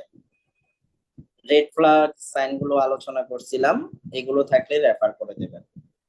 তাহলে এই ছিল আমাদের কনস্টিপেশনের আলোচনা। এখন ভমিটিং এর বিষয় নিয়ে আমরা কিছু আলোচনা করব। তো ভমিটিং এর তো অনেকগুলো কজ আছে। ভমিটিং দেখা যাচ্ছে মানে ইনফেকশন, গ্যাস্ট্রোএন্টারাইটিস এর হচ্ছে সবচেয়ে মোস্ট কমন কজ। রোটাভাইরাল যে ডায়রিয়াটা আছে, ডায়রিয়াল ক্লাসে আলোচনা করব। হ্যাঁ, একটা রোটাভাইরাল ডায়রিয়ার ক্ষেত্রে প্রথমে ভমিটিং হয়, এরপরে গায়ে গায়ে জ্বর আসে, উইথিন 24 আওয়ার ডায়রিয়া হয়। কোন একটা বাচ্চা যদি ডায়রিয়া নিয়ে আসে আপনার কাছে, তাহলে তাকে জিজ্ঞেস করবেন গত 24 ঘন্টায় তার বমি হয়েছে কিনা। হ্যাঁ, বমি হয়েছে। বাচ্চার বয়স কত? 2 বছরের কম। তাহলে এটা আপনার একটা ডায়াগনোসিস হয়ে যাবে, এটা রোটাভাইরাল ইনফেকশনের পসিবিলিটিটা অনেক বেশি। ফুড পয়জনিং এর ক্ষেত্রেও ভমিটিং হতে পারে, ডায়রিয়া হতে পারে। জিআইটি তে ওভার ফিডিং যদি হয় তাহলে ডায়রিয়া ভমিটিং হতে পারে। ওভার ফিডিংটা একটু বুঝে নেই। একটা ছোট বাচ্চা, 1 মাস বয়স, বাচ্চার মা বলতেছে যে আমি তাকে দুধ খাওয়ানোর পর পরে সে বমি করে দেয়। এখন আপনি কয়েকটা প্রশ্ন করবেন যে আপনি কয়বার দুধ খাওয়ান তাকে? বলবে এই 10-12 বার খাওয়াই। কখন খাওয়ান? বাচ্চা কান্না করলে খাওয়ান নাকি আপনি নিজ থেকে খাওয়ান? আমি নিজ থেকেই খাওয়াই। কারণ নিজ থেকে খাওয়ালে তো বাচ্চার অন ডিমান্ড হচ্ছে না। বাচ্চাকে দুধ খাওয়ানোর নিয়ম হচ্ছে অন ডিমান্ড। বাচ্চা কান্না করবে, অথবা অ্যাটলিস্ট 2 আওয়ার ইন্টারভাল। যদি এর চাইতে বেশি ঘন ঘন খাওয়াইতে থাকে, যে বাচ্চার খাবার শেষ তাও বাচ্চাকে মানে ইয়াতে রাখছে, তাহলে সেই ক্ষেত্রে কি হতে পারে? ওভার ফিডিং হতে পারে, অতিরিক্ত যেটা আছে সেটা বের হয়ে যেতে পারে। আবার বাচ্চাকে মানে যদি পারফিং না করে সেক্ষেত্রেও মানে বাচ্চার বমি হতে পারে, দুধ খাওয়ার পরে বমি হয়ে যাওয়া। তো দুধ খেয়ে খাওয়ার পরে বমি হয়ে যাওয়া, এখানে খুব একটা প্যাথোলজিক্যাল কোনো কজ থাকে না। এসব ক্ষেত্রে মায়ের যে ইয়েটা আছে, ভূমিকাটা আছে, সেটাই ইম্পর্টেন্ট, যে তাকে কিভাবে দুধ খাওয়াবে। অবশ্যই বাচ্চাদেরকে শোয়ানো অবস্থায় দুধ খাওয়াবে না। দুধ খাওয়ানোর যে নর্মাল যে পজিশন গুলো আছে এগুলো একজন যদি আসে তাহলে মোটামুটি শিখাই দিবে, বাচ্চার মাকে শিখাই দিবে, যে বাচ্চার মাও বসা থাকবে এবং বাচ্চাকে এমন ভাবে নেবে যাতে করে মোটামুটি তার স্টমাক এবং তার নেক এগুলো যাতে একটু স্লাইটলি ডাউনওয়ার্ড মুভমেন্ট, ডাউনওয়ার্ড থাকে, অ্যাবভ টু ডাউনওয়ার্ড থাকে, যাতে করে বাচ্চার ভমিটিং এর টেন্ডেন্সিটা না হয়। ওইভাবে একটু খাওয়ানোর জন্য বলবে। আর প্রয়োজন হলে যদি ওখানে মানে এখন তো অনেকে হসপিটালের এখানে নার্সরা থাকে, ওরা জানে ওই জিনিসগুলো, তাদের কাছে একটু বলবেন যে ওনাকে একটু শিখাই দেন কিভাবে দুধ খাওয়াতে হবে, এটা একটু শিখাই দেবেন। আর সবচেয়ে ভালো হয় এখন কিছু ছোট ছোট লিফলেট থাকে, ওইগুলো একটু চেম্বারের মধ্যে রেখে দিবেন।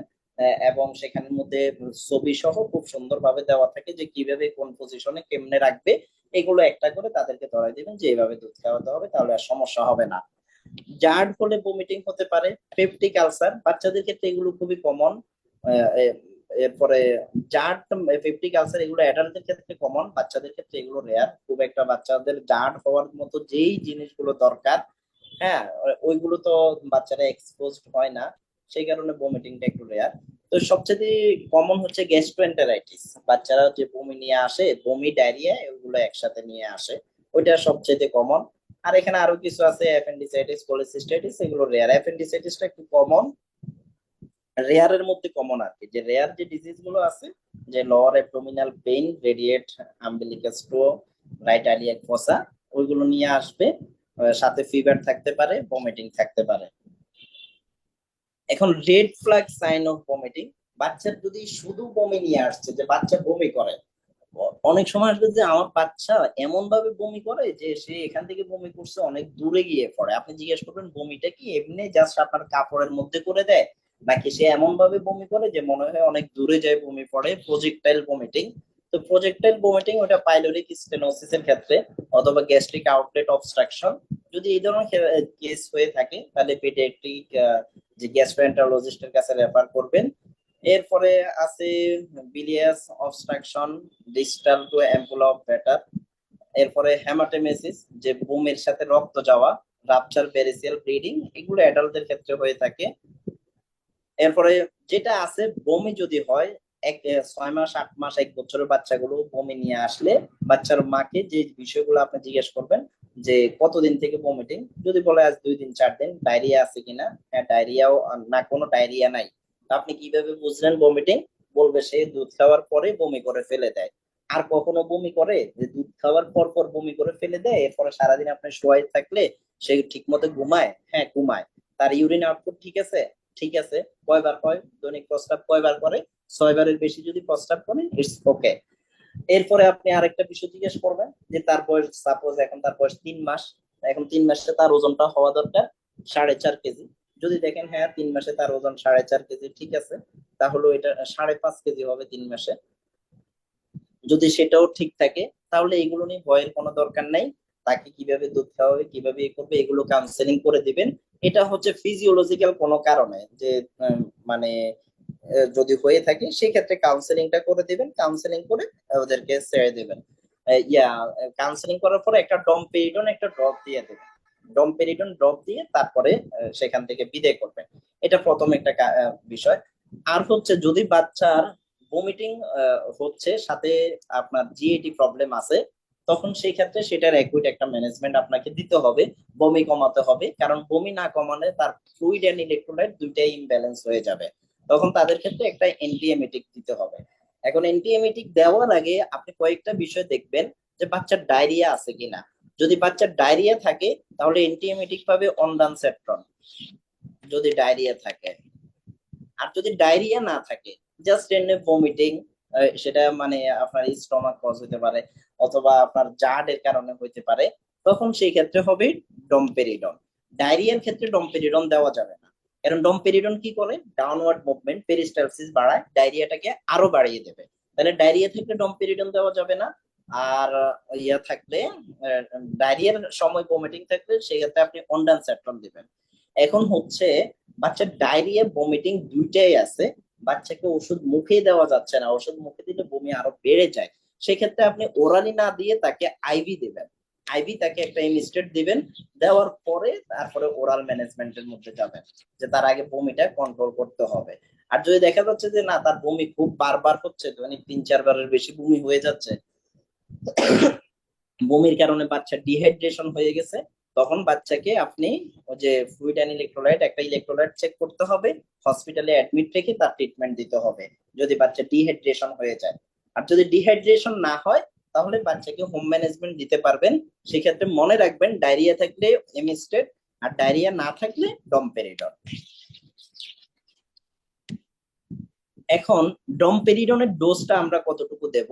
ডমপেরিডন ওমিডন সিরাপ নামে পাওয়া যায়। তো সিরাপের মধ্যে 1 চামচে থাকে 5 মিলিগ্রাম, আবার ড্রপে জাস্ট 15 ফোঁটার মধ্যে থাকে 5 মিলিগ্রাম। তো এখানে ইউজুয়াল ডোজটা হচ্ছে 0.2 থেকে 0.5 মিলিগ্রাম, এটা আমরা আগের ক্লাসে আলোচনা করছি। 10 কেজিতে আমরা আধা চামচ করে দিনে 3 বার দিতে পারি, 1 চামচ করেও দিনে 3 বার দিতে পারে। আবার দেখা যাচ্ছে মানে 0.2 থেকে 0.5 মিলিগ্রাম, 10 কেজিতে আধা চামচ। এখন যদি 15 কেজি হয়, সেক্ষেত্রে আপনি 1 চামচ দিতে পারেন। 20 কেজি হলেও আপনি 1 চামচ করে দিতে পারেন, 1 চামচ করে দিনে 3 বার, 3 থেকে 5 দিন, খাবার আধা ঘন্টা আগে খাবে। এটা আপনি ডমপেরিডন দিলেন। হুম। আর যদি ড্রপ দেন তাহলে প্রতি 10 কেজিতে 15 ফোঁটা করে দিনে 3 বার দিলেন, 3 থেকে 5 দিন এটা দেওয়া যাবে। ডায়রিয়া থেকে ডম্পিডনটা দিবেন না।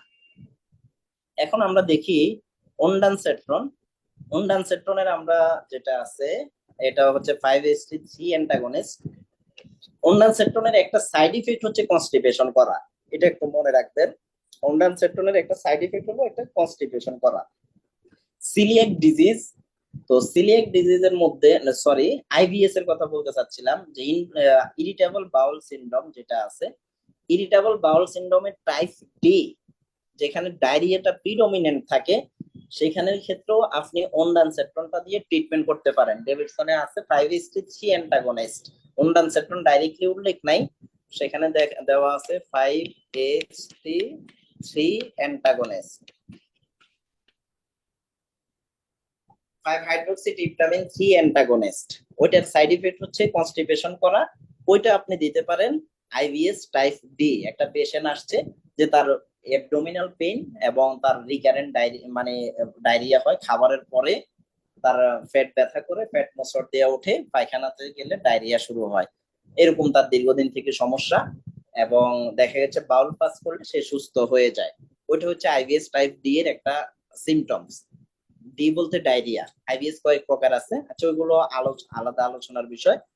তো অনডানসেট্রনের একটা সাইড এফেক্ট কনস্টিপেশন, তো ডায়রিয়ার মধ্যে দিলে এটা ডায়রিয়া প্লাস ভমিটিং আছে, এটা ডায়রিয়ারও উপকার করবে, ভমিটিং এর উপকারও করবে। এখন আমরা এখানে কতটুকু দেব, এখানে সহজ হচ্ছে যে 0.2 ml পার কেজি পার ডোজ, মানে যদি বাচ্চার ওজন যদি 5 কেজি হয় তাহলে সে 1 ml করে পাবে, এমিস্টেড সিরাপ 1 ml পাবে। এখন বাচ্চার ওজন যদি 10 কেজি হয় তাহলে সেভাবে 2 ml। এখন এই এমিস্টেটের মধ্যে তো আর ড্রপার থাকে না, ওখানে একটা ইয়া থাকে, চামচ থাকে, সেই জন্য 2 ml যদি দেই ওটা বোঝানোটা মুশকিল, সেই জন্য 10 কেজিতে 2.5 হিসাব করে আধা চামচ একটা হিসাব করে দিনে 3 বার খাবার আগে দেওয়া যায়, 5 দিন পর্যন্ত দেওয়া যায়। 3 দিন 5 দিন, এটা বেশি লাগে না, আপনি জাস্ট বলে দিবেন যে কয়দিন বমি থাকে। যদি দেখেন যে আজকে খাওয়াইলেন, যে এর পরের দিন থেকে বাচ্চা খাইতে পারতেছে, কোনো বমির কোনো ভাব নাই, নাউসিয়া নাই, কিচ্ছু নাই, পরের বেলা থেকে বন্ধ, বাচ্চাকে এটা একটা পিটার টেস্ট, তো খুব দরকার নাই। যদি 1-2 দিনে ভালো হয়ে যায়, 1-2 দিন পরে আলহামদুলিল্লাহ এটা আর লাগবে না। আর ইয়ার ক্ষেত্রে আমার রোটাভাইরাল ডায়রিয়ার ক্ষেত্রে যে ভমিটিংটা হয় এটা একদিন থাকে। রোটাভাইরাল ডায়রিয়ার ক্ষেত্রে যে ভমিটিংটা হয় ওটা একদিন থাকে, ডায়রিয়াটা 5 দিন থাকে। তো দেখা যাচ্ছে মানে যদি ভমিটিং না থাকে, ওই মেডিসিন দিয়া ওটা খাইলে দেখা যায় এমনি বমি, সুস্থ মানুষের বমি চলে আসে। এখন আমরা দেখি ইন্ট্রাভেনাস ডোজ অফ অনডানসেট্রনটা দেখি। ইন্ট্রাভেনাস ডোজ হচ্ছে এমিস্টেট, মানে 4 ml 8 মিলিগ্রাম থাকে। তো আমরা এখানে বললাম যে 10 কেজির মধ্যে 0.8 ml, 0.75 ml আর কি, তো আমরা 0.8 ধরছি, দিলে ম্যাক্সিমাম 0.1 ml পার কেজি হিসাবে দিতে পারেন। এর চাইতে বেশি সহজে হিসাব মনে রাখার জন্য 0.1 ml করে দিতে পারেন, যে প্রতি কেজিতে 0.1 ml। তবে যদি আপনার ডোজ মনে থাকে অবশ্যই ডোজটাই মেনটেন করবেন, কারণ হচ্ছে অনডানসেট্রন এগুলো আপনার ইয়ে করে, কিউটি প্রলঙ্গেশন করে। হ্যাঁ, তো যদি বাচ্চা ট্যাকিকার্ডিয়া করে, তো সেই জন্য এটা ডোজটা একটু মেনটেন করাটা জরুরি। এটা গেল ভমিটিং এর আলোচনা। এখন আমরা একটা টপিক, ভাইয়া ভাইয়া এখানে কি পালনাস্টন ব্যবহার করা যাবে? প্যালানোসেট্রন জি জি যাবে, মানে যদি বেশি দরকার হয় আর কি, প্যালক্সি একটা ট্যাবলেট পাওয়া যায়। জি জি জি প্যালোক্সি ইনজেকশনও আছে, ট্যাবলেটও আছে। হ্যাঁ, যদি দরকার না হয় ট্যাবলেট দিলেই হয়, অসুবিধা নাই। প্যালক্সি এবং অনডানসেট্রন দুইটার ক্ষেত্রেই যে মানে এগুলোর ক্লিনিক্যাল স্টাডিটা হয় নাই, হ্যাঁ, যে আমাদের যে বাংলাদেশের মধ্যে এগুলোর প্রতি যে একটা ক্লিনিক্যাল ট্রায়াল হবে, যে আমি 100 জনকে অনডানসেট্রন দিলাম, 100 জনকে আমি প্যালানোসেট্রন দিলাম, দিয়ে 2 জনের সাইড ইফেক্ট আমি লক্ষ্য করলাম যে কার কেমন সাইড ইফেক্ট, এই যে একটা ক্লিনিক্যাল স্টাডি ইভ্যালুয়েশন, এটা এখনো হয় নাই, মানে ওভারঅল কোথাও এটা হয় নাই। তবে কিছু ওষুধ কোম্পানি যারা প্যালক্সি বানাইছে, প্যালক্সি তো বাংলাদেশে মনে হয় বিকন ফার্মা বানাইছে, অন্য কোন কোম্পানির পাওয়া যায় কিনা শিওর না, বিকনের প্যালক্সি। প্যালোক্সি আছে, প্যালোস্টার আছে, অনেক কিছু আছে। আচ্ছা, আমার ওই বিকনের প্যালক্সিটাই বেশি মনে থাকে। তো এখানে মানে ফার্মাসিউটিক্যালস কোম্পানিগুলো বলতেছে যে তারা এগুলো ক্লিনিক্যাল মানে ট্রায়াল দিছে এবং বলছে যে প্যারাক্সিতে কোনো ক্ষতি নাই। এমনি নরমালি ইউকে ইউএসএ তে প্যালোক্সিটা এবং কি ইভেন আদার্স যে গাইডলাইন সিডিসি যে গাইডলাইন গুলো আছে ওখানে প্যালোক্সিটাকে কেমোথেরাপিউটিক ইনডিউসড যে ভমিটিং, যে কেমোথেরাপি দিলে অনেক বেশি সিভিয়ার নাউসিয়া ভমিটিং হয়, তো যাদেরকে কেমোথেরাপি দেওয়া হয় তাদেরকে কেমোথেরাপি ড্রাগ দেওয়ার আধা ঘন্টা আগে প্যালোক্সি দেওয়া হয়। ভাই একটা এমনি দেওয়া কোশ্চেন যাবে। ছিল। কেমিস্ট্রি ফেল করলে আসলে মানে লাস্ট স্টেজে গিয়ে প্যালোক্সি ট্রায়াল দেওয়া হয় বা ট্রাই করা হয়। কেমিস্ট্রি ফেল করলে, কাজ না করলে। ভাই এখানে এখানে একটা ইয়া ছিল, সেটা হচ্ছে হলো ফ্যামোটিডিন, যেটা ফ্যামোটিডিন কি আইবিএস বা এই কনস্টিপেশন এটার ক্ষেত্রে কি বাচ্চাদের দেওয়া যাবে ফ্যামোটিডিন না, ডোজ? ফ্যামোটিডিনটা আমাদের কি, ফ্যামোটিডিনটা তো আমাদের মানে ইয়া করার জন্য হাইড্রোক্লোরিক অ্যাসিড যেটা আছে অ্যাসিডিটি প্রবলেমের জন্য দেওয়া হবে। ওটা H2 রিসেপ্টর অ্যান্টাগনিস্ট, তো সেই ক্ষেত্রে ওইটা আমার যাতে হাইড্রোক্লোরিক, যাদের অ্যাসিডিটি প্রবলেম আছে তাদের জন্য ফ্যামোটিডিন, ডেনিটিডিন। মানে ভাই বললাম যে যদি বাচ্চার এরকম হয় যে আইবিএস এর প্রবলেম, সেক্ষেত্রে কি ফ্যামোটিডিনটা ইউজ করা যাবে কিনা? না, ফ্যামোটিডিনের তো কোনো রুলস নাই, আর বাচ্চাদের আইবিএস ডায়াগনোসিস তো বাচ্চাদের জন্য কমন না। আইবিএসটা একটা ফাংশনাল ডিসঅর্ডার, এখানে সাইকোলজিক্যাল কিছু ফ্যাক্টর থাকে। হ্যাঁ, তো দেখা যাচ্ছে যে বয়সের মধ্যে মানুষের সাইকোলজিক্যাল বিষয়গুলো মানে ইনভলভ থাকে মানুষের পার্সোনাল লাইফের সাথে, ওই বয়সের মধ্যে আইবিএসটা দেখা যায়। ভাইয়া, যে বাচ্চাদের ক্ষেত্রে পিপিআই ওমিপ্রাজল পর্যন্ত ইউজ করা যায় নাকি? হ্যাঁ, যদি প্রয়োজন হয়, কারণ বাচ্চাদের তো আমাদের যে গ্যাস্ট্রিক যে প্রবলেম গুলো, এসিডিটি প্রবলেম গুলোর জন্য তো যেটা দরকার, হয়তো এইচ পাইলোরির কারণে হয়, হয়তো কারো স্মোকিং এর কারণে হয়, হয়তো কারো মানে ইরেগুলার যে ফুড হ্যাবিটের কারণে হয়। হ্যাঁ, এক্সেসিভ ফ্যাটি ফুড, এরপরে হচ্ছে এই ধরনের বিষয়গুলোর কারণে হয়। বাচ্চাদের ক্ষেত্রে তো ওইগুলো ওই কারণে খুব একটা লাগে না। যদি লাগে সেক্ষেত্রে ফ্যামোটিডিন, এরপরে লোসেকটিল, ওমিপ্রাজল এগুলো দেওয়া যায়। আমি ওই এনআইসিইউ তে দেখি ওই কনসালটেন্টরা প্রায় আপনার ইনজেক্টেবল ওমিপ্রাজল ইউজ করতেছে সেপ্টিসেমিয়া বা পিএন এর বাচ্চাদের। এখন এটা ওইগুলো অনেক কতটুকু? সময় আছে, কিছু ড্রাগ আছে ওই ড্রাগ গুলো জিআই ইরিটেশন করে, তো ওই ড্রাগ যেগুলো জিআই ইরিটেশন করে সেগুলোর ইরিটেশনটাকে ইয়া করার জন্য, প্রিভেন্ট করার জন্য সেই ক্ষেত্রে জি, ওইগুলো দেওয়া হয়। আচ্ছা আচ্ছা, ঠিক আছে। ইনফ্যান্টাইল কোলিক, ইনফ্যান্টাইল কোলিকটা মানে বাংলাতে কয়েকটা বিষয় বলে রাখি। ইনফ্যান্টাইল কোলিকটা জন্মের 2-3 সপ্তাহ পর থেকে শুরু হতে পারে। হ্যাঁ, 5 মাসের পরে এটা থাকে না ইউজুয়ালি। বিষয়টা কি হয় যে কিছুদিন পরে বাচ্চার যে অটোমেটিক ভাবে, এখানে এক্সটার্নাল কোনো কজ থাকে না, কোনো প্যাথোলজিক্যাল কোনো কন্ডিশন থাকে না। হ্যাঁ, দেখা যাচ্ছে বাচ্চার এক্সেসিভ ক্রাইং, অনেক বেশি কান্নাকাটি করে, বাচ্চার মা 3 সপ্তাহ 4 সপ্তাহ বয়সে নিয়ে আসবে। সমস্যা কি, যে সমস্যা হচ্ছে সে সারাক্ষণ কান্নাকাটি করে। আপনার প্রশ্ন, বাচ্চা কি ঠিক মতো পায়খানা করে? হ্যাঁ, ঠিক মতো পায়খানা করে। বাচ্চা প্রস্রাব করে ঠিক মতো? প্রস্রাব করে। দুধ খায়? খায়। তাহলে বাচ্চা দুধ খায় ঠিক মতো, পায়খানা করে ঠিক মতো, ইউরিন পাস করে ঠিক মতো, এই 3টে বিষয় ঠিক। বাচ্চার ওজনও ঠিক আছে। এখন বাচ্চার সমস্যা কি, কান্নাকাটি করে, ঘুমায় কম, এই বিষয়গুলো বলতেছে। তাহলে এই জিনিসটাকে, এটাকে একটা behaviour syndrome of early infancy এই হিসাবে ধরে নেবে, যেখানে অ্যাসোসিয়েটেড উইথ লং ক্রাইম, বাচ্চাকে হ্যান্ডেল করা যাচ্ছে না। বিকেল বেলার দিকে কান্নাকাটিটা একটু বেড়ে যাবে, রাত্রে, বিকেল বেলা, সন্ধ্যায়, ওই সময় একটু বেশি কান্নাকাটি করবে। তো যখন নিয়ে আসবে, আপনার প্রশ্ন যেগুলো আছে, প্রথমে যে 3টা জিনিস আছে, বাউল, ব্লাডার, এরপরে হচ্ছে তার ফিডিং, এই হিস্ট্রিটা নিয়ে নেবেন। 3টা ওকে, মানে আপনি মোটামুটি নিচ্ছেন, বাচ্চা ওকে। সমস্যা কি, সারাক্ষণ কান্নাকাটি করে, এগুলো মানে বাচ্চার মা যত জটিল বিষয় নিয়ে আপনাদের কাছে বলবে, আপনারা সেটা প্রথমে সিম্পলি একটা জিনিস চিন্তা করবেন, খুব সহজ ভাবে চিন্তা করবেন যে সহজ কোন ডিজিজটা আছে, মানে সবচাইতে ফিজিওলজিক্যাল, যেটা খুব একটা জটিল না, ইজি ইজি বিষয়গুলো মাথায় রেখে তারপরে সামনের দিকে আগাবেন, তাহলে আর ডায়াগনোসিস করতে অসুবিধা হবে না। তো বাচ্চা ইয়া করতেছে না, দেখা যাচ্ছে ওই বাচ্চাগুলোর অনেক সময় দেখা যাচ্ছে ঘরে দাদি নেই, নানি নেই, খালা নাই, মানে ফুফি টুফি নাই, কেউ নাই, ওই বাচ্চার মা একা ওই কান্না মেনটেন করতে পারে না।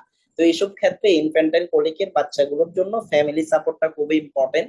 দেখা যাচ্ছে বিকেলবেলা কান্নাকাটির সময় যদি তাকে কোলে নিয়ে হাঁটে, কান্নাকাটি বন্ধ হয়ে যায়। অথবা কান্নাকাটি বন্ধ না হলেও কোলে নিয়ে যদি 2 সেট জনে হাঁটে, একজন 20-30 মিনিট করে রাখে, দেখা যাচ্ছে অটোমেটিক ভাবে বাচ্চার ঘুম চলে আসে। এখন যদি একজনের উপর যদি একটা মানে মায়ের তো এমনি পোস্টপার্টাম সাইকোসিস অনেক মায়ের ডেভেলপ করে 1 মাস পরে, পোস্টপার্টাম ডিপ্রেশন ডেভেলপ করে 2 উইকস পরে, 2 সপ্তাহ পরে। দেখা যাচ্ছে 10% মাদারের পোস্টপার্টাম ডিপ্রেশন, এরপরে 1 মান্থ 1 মাস পরে পোস্টপার্টাম সাইকোসিস, অ্যাবাউট 2 to 5% মাদারের পোস্টপার্টাম সাইকোসিস ডেভেলপ করে। এখন এই মাগুলো প্রতি 100 জনের মধ্যে 10 থেকে 20 জন মা মানে বাচ্চা জন্মের 2 সপ্তাহ পরে তারা খুবই একটা ডিপ্রেসিভ একটা ফেজের মধ্যে যায়। তো এই যে ডিপ্রেসিভ ফেজটার মধ্যে যাচ্ছে, এই সময় যদি বাচ্চার এরকম মানে জ্বালা যন্ত্রণাটা, তখন তাদের কাছে যে মাদার চাইল্ড যে বন্ডিং, এটা অনেক সময় যারা ডিপ্রেশনের মধ্যে থাকে তাদের মধ্যে ওই বন্ডিংটাও থাকে না, তখন ওই কান্নাটা তার জন্য বিরক্তির কারণ হয়ে থাকে। এবং ওইটা নিয়ে সে কিন্তু খুবই ডিপ্রেশনে, আরো বেশি ডিপ্রেশনে পড়ে যায়, যে কান্নাকাটি করে ইয়ে করে। এরকম অনেক মা পাবেন যে কান্নাকাটির কারণে বাচ্চাকে খাটের উপর আসার পর্যন্ত মারে, এরকমও পাওয়া যায়, হিস্ট্রি দেখছি। তো যাই হোক, এই এক্সেসিভ কান্নাকাটি নিয়ে যখন বাচ্চাগুলোকে নিয়ে আসবে, তখন প্রথম যেটা আছে যে এটা কাউন্সেলিং করবেন। যে বাচ্চা যদি সম্ভব হয়, বাচ্চা তো আর মায়েরা একা নিয়ে আসে না, হয়তো নানি দাদি আশেপাশে একজন থাকে, তাদেরকেও আপনার চেম্বারে একটু ডেকে নেবেন। অনেক সময় আমরা পেশেন্ট একজনকে ঢুকাই, আদার্সদেরকে অ্যালাউ করি না। কিন্তু এইসব ক্ষেত্রে যখন আপনি বুঝবেন যে বাচ্চার ইনফ্যান্টাইল কোলিক, তখন আপনি এটা করবেন। প্রথম যে বিষয়টা বলবেন যে মা এটা বাচ্চাদের নর্মাল, আপনি বলবেন সব বাচ্চা এমন হয়, এটা বললে তারা এটা মেনে নেবে না। আপনি বলবেন প্রতি 100 জনের মধ্যে 10 থেকে 15 জন, 20 জন, এরকম একটা বলবেন যে তাদের জন্মের 2 থেকে 3 সপ্তাহ পরে অতিরিক্ত কান্নাকাটি করে, এবং এটা 4-5 মাস পর্যন্ত থাকে, এটা ভালো হয়ে যাবে। তো আপনি 4-5 মাস পর্যন্ত, বাচ্চার বয়স যদি 3 মাসের সময় আসে, তাহলে আপনি বলবেন যে এটা 1-1.5 মাস 2 মাস থাকবে। বাচ্চা যদি 1 মাসের সময় আসে, তখন আপনি 5 মাস পর্যন্ত যদি একটা লং টাইম দিয়ে দেন, তখন তারা সেটা আরেকটু ভয় পেয়ে যেতে পারে। তখন আপনি বলবেন অধিকাংশ ক্ষেত্রে 3 মাসের মধ্যে এটা ভালো হয়ে যায়। তখন তারা বুঝবে যে আমার তো আর 2টা মাস কষ্ট করতে হবে। হ্যাঁ, আর কিছু কিছু বাচ্চার 5 মাসও লাগতে পারে, কিন্তু অধিকাংশ আপনি নিশ্চিত থাকেন, আশা করি ইনশাল্লাহ 3 মাসের মধ্যে এটা ঠিক হয়ে যাবে। এখানে হচ্ছে যে আপনি তাকে কি পরিমাণ মানে আপন করে কাউন্সেলিং করতে পারেন, সেটা হচ্ছে ইম্পর্টেন্ট। এই কাউন্সেলিংটা শেষে ডায়াগনোসিস তো করলেন, এরপরে তাকে কিছু আপনি ট্রিটমেন্ট দিয়ে দিলেন। তাহলে এটা কি associated with coordination of gut peristalsis during infancy. তো এখানে আমাদের যে সমস্যাটা কি কিভাবে হয়, যে বাচ্চা দুধ খাচ্ছে, হচ্ছে, তার আস্তে আস্তে পেরিস্টালসিস অ্যাক্টিভিটি গুলো শুরু হচ্ছে। তো পেরিস্টালসিস যে অ্যাক্টিভিটিটা, যে বাচ্চার ইনসাইড ইন্টেস্টাইন যে একটা পেরিস্টালসিস অ্যাক্টিভিটিটা হচ্ছে, তো দেখা যাচ্ছে সাপোজ মানে আমরা যদি এখানে তার যদি ডিওডেনাম, এরপরে যদি জেজোনাম এভাবে চিন্তা করে, তো বাচ্চার ক্ষেত্রে প্রথম কয়েকদিন 1-2 ফোঁটা দুধ পাইছে, 5-7 ফোঁটা পাইছে, স্টমাকের মধ্যে আসছে, ওগুলো পেরিস্টালসিস এর সময় দেখা যাচ্ছে আপনার যে ইন্টেস্টাইন লেয়ার গুলোকে এতটা কম করে নাই, প্রেসার দেয় নাই, এখানের মধ্যে কোনো স্ট্রেস পড়ে নাই। যখন তার বয়স 2 মাস হলো, 1 মাস হলো, তখন সে একটু বেশি পরিমাণ দুধ খাচ্ছে। পেরিস্টালসিস হওয়ার সময় এগুলো তো একবারে প্রাইমারি পেরিস্টালসিস, জন্মের পর তো এখানে আর কিছু মানে মায়ের পেটে থাকতে তার তো জিএ ট্র্যাক্টের মধ্যে তেমন কিছু চলাচল খুব একটা করে নাই। এখন যখন পেরিস্টালসিসটা শুরু হচ্ছে, তার ইন্টেস্টাইন জিএ ট্র্যাক্টের মধ্যে একটা প্রেসার পড়তেছে, তখন সেখান থেকে তার একটা কি হচ্ছে, ব্যথা হচ্ছে, আর ওই ব্যথা থেকে সে কান্নাকাটি করতেছে। এটাই হচ্ছে ইনফ্যান্টাইল কোলিক। এটা ফিজিওলজিক্যাল মেকানিজমের মাধ্যমে হচ্ছে। তাহলে এটা 6 মাস পর্যন্ত দেখা যাচ্ছে এটা একটা হ্যাবিচুয়েটেড হয়ে যাবে। 6 মাস লাগে না, 5 মাসের মধ্যে এটা মোটামুটি বাচ্চার যে জিএ ট্র্যাক্ট, পেরিস্টালসিস, এগুলো সবগুলো বাচ্চার হ্যাবিটের সাথে এবং নর্মাল হয়ে যায়, তখন খুব একটা সমস্যা হয় না। তো এখানে রোম 4 ক্রাইটেরিয়াটা এখানেও আছে। এখানে কি হলো, এই সবগুলো ক্রাইটেরিয়া থাকতে হবে আপনি ইনফ্যান্টাইল কোলিক বলার জন্য, যে বয়স 5 মাসের আগে। হ্যাঁ, কয়েকদিন ভালো থাকতে পারে, আবার স্টপ হতে পারে। Recurrent and prolong period of crying reported by caregiver without obvious cause, কোনো কারণ জানা নাই, শুধু কান্নাকাটি করে, তার কোনো জ্বর নাই, কোনো ইলনেস নাই। হ্যাঁ, এরপরে বাচ্চা টোটালি মানে গ্রোথ ফেলিউরও নাই, সবকিছু ঠিক আছে। এরপরে যদি আমরা ডায়াগনোসিস আগে কোনো রেড ফ্ল্যাগ আছে কিনা সেগুলো আমরা ভিলেজ ভমিটিং আছে কিনা, অ্যাবডোমিনাল কোনো ডিস্টেনশন আছে কিনা, এই বিষয়গুলো আমরা একটু এক্সক্লুড করে নেব।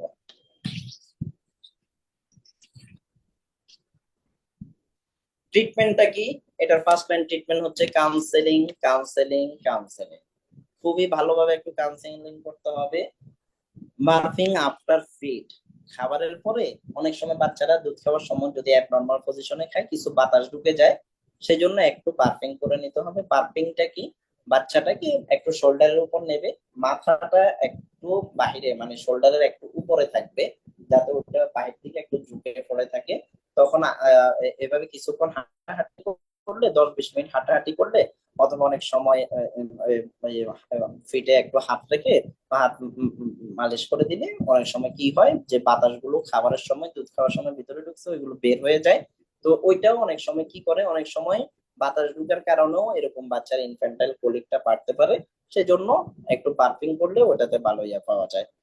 এখন ট্রিটমেন্ট মেডিসিন তো একটা দিতে হবে।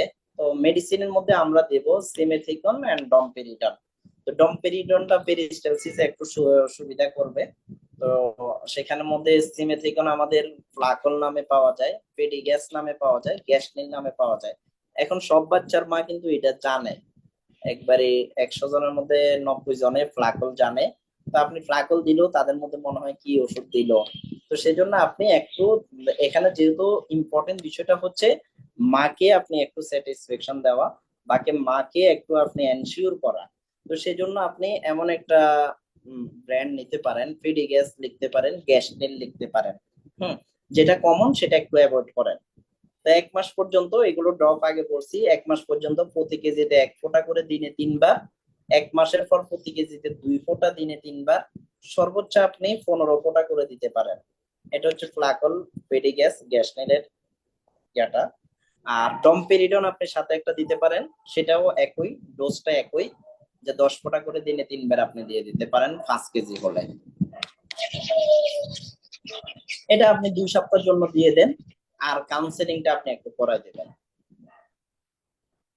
এখানে একটা scenario, Romena 28 years woman present to you with ডোজটা এরকম কেন? হ্যাঁ,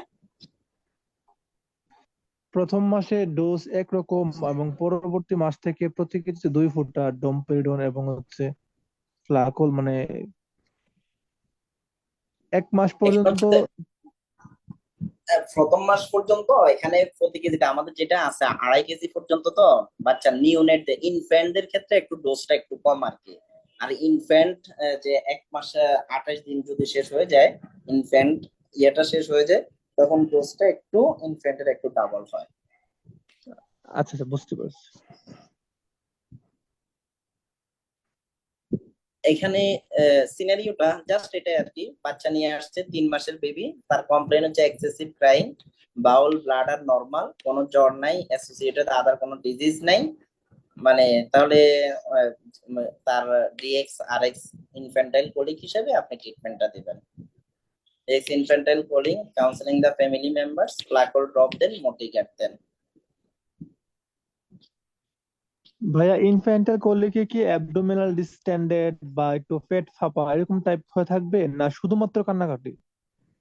এই শুধুমাত্র কান্নাকাটি করে, অনেক সময় পেট ফাঁপা থাকতে পারে। ওই যে সে পেট ফাঁপার কারণটা তো হচ্ছে ওই আপনার অনেক সময় দুধ খাওয়ার সময় যদি এয়ার ইনজেকশন হয় আর কি। হ্যাঁ, যাদের পেট এক্সট্রা এক্সট্রা ফাঁপার যে ইয়ারটা যায়। থাকে তাদেরকে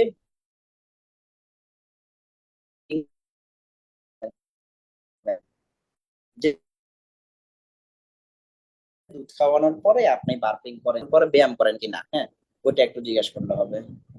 ভাইয়া, এখানে বারবিট দেয়া যায় কি? মানে এগুলো দেওয়ার পর একটু না কান্নাকাটি না করতে?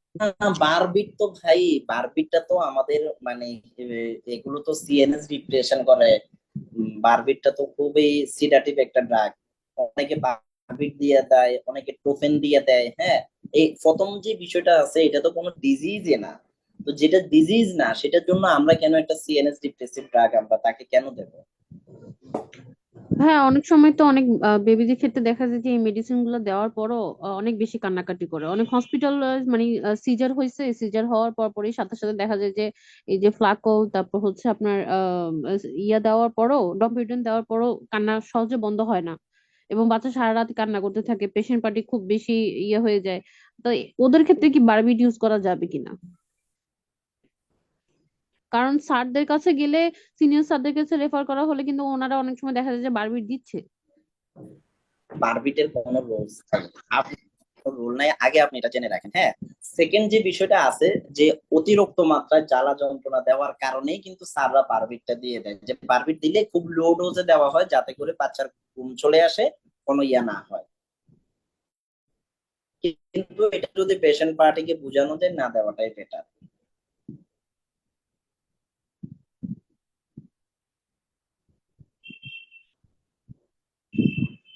আমাদের মূলত বারবিটটা তো হচ্ছে মানে কনভার্সনের ট্রিটমেন্ট, ঠিক না? তো অনেক সময় আছে বাচ্চাদের যে জন্মের পরে যেটা আছে, অনেক সময় ওটাকে কনভার্সন হিসেবে চিন্তা করে, যে কনভার্সনের কারণে অনেক বাচ্চা অনেক বেশি পরিমাণ কান্নাকাটি করতে পারে, তাদের ক্ষেত্রে বারবিটটা দেওয়া হয় কনভার্সন চিন্তা করে। কিন্তু ইউজুয়াল শুধু কান্নাকাটির জন্য বারবিটটা ট্রিটমেন্ট না। ভাই ইভেন আমি এমনও দেখছি যে এনআইসিইউ তেও, যে রাত্রেবেলা বাচ্চাটা যদি কান্নাকাটি করে আহ তখনও কিন্তু এই বারবিট ইনজেকশনটা দিয়ে রাখে স্যাররা। ভাইয়া ওটা তো লোডিং ডোজ না, ওটা মেইনটেনেন্স ডোজের হ্যাঁ, হচ্ছে আর কি। খিঁচুনি মানে কনভালশনের বাচ্চা ছাড়াও, মানে যাতে রাতে বাচ্চা ঘুম যায়। হয়তো একটা নির্দিষ্ট টাইমে বাচ্চাকে ফিডিং করাবে, কিন্তু যাতে সারা রাত ঝামেলা না করে বা কান্নাকাটি না করে সেটার জন্য বারবিট ইনজেকশন দিয়ে রাখে, একদম লো ডোজে। এখন শুধুমাত্র বারবিটটা শুধু হিসেবে মানে এক বিষয়টা আছে, বারবিটের যে একটা আমাদের বারবিটের কয়েকটা ডোজ আছে। একটা সিফিলাইটিস আছে, কথা শোনা যাচ্ছে না, কথা কেটে যাচ্ছে।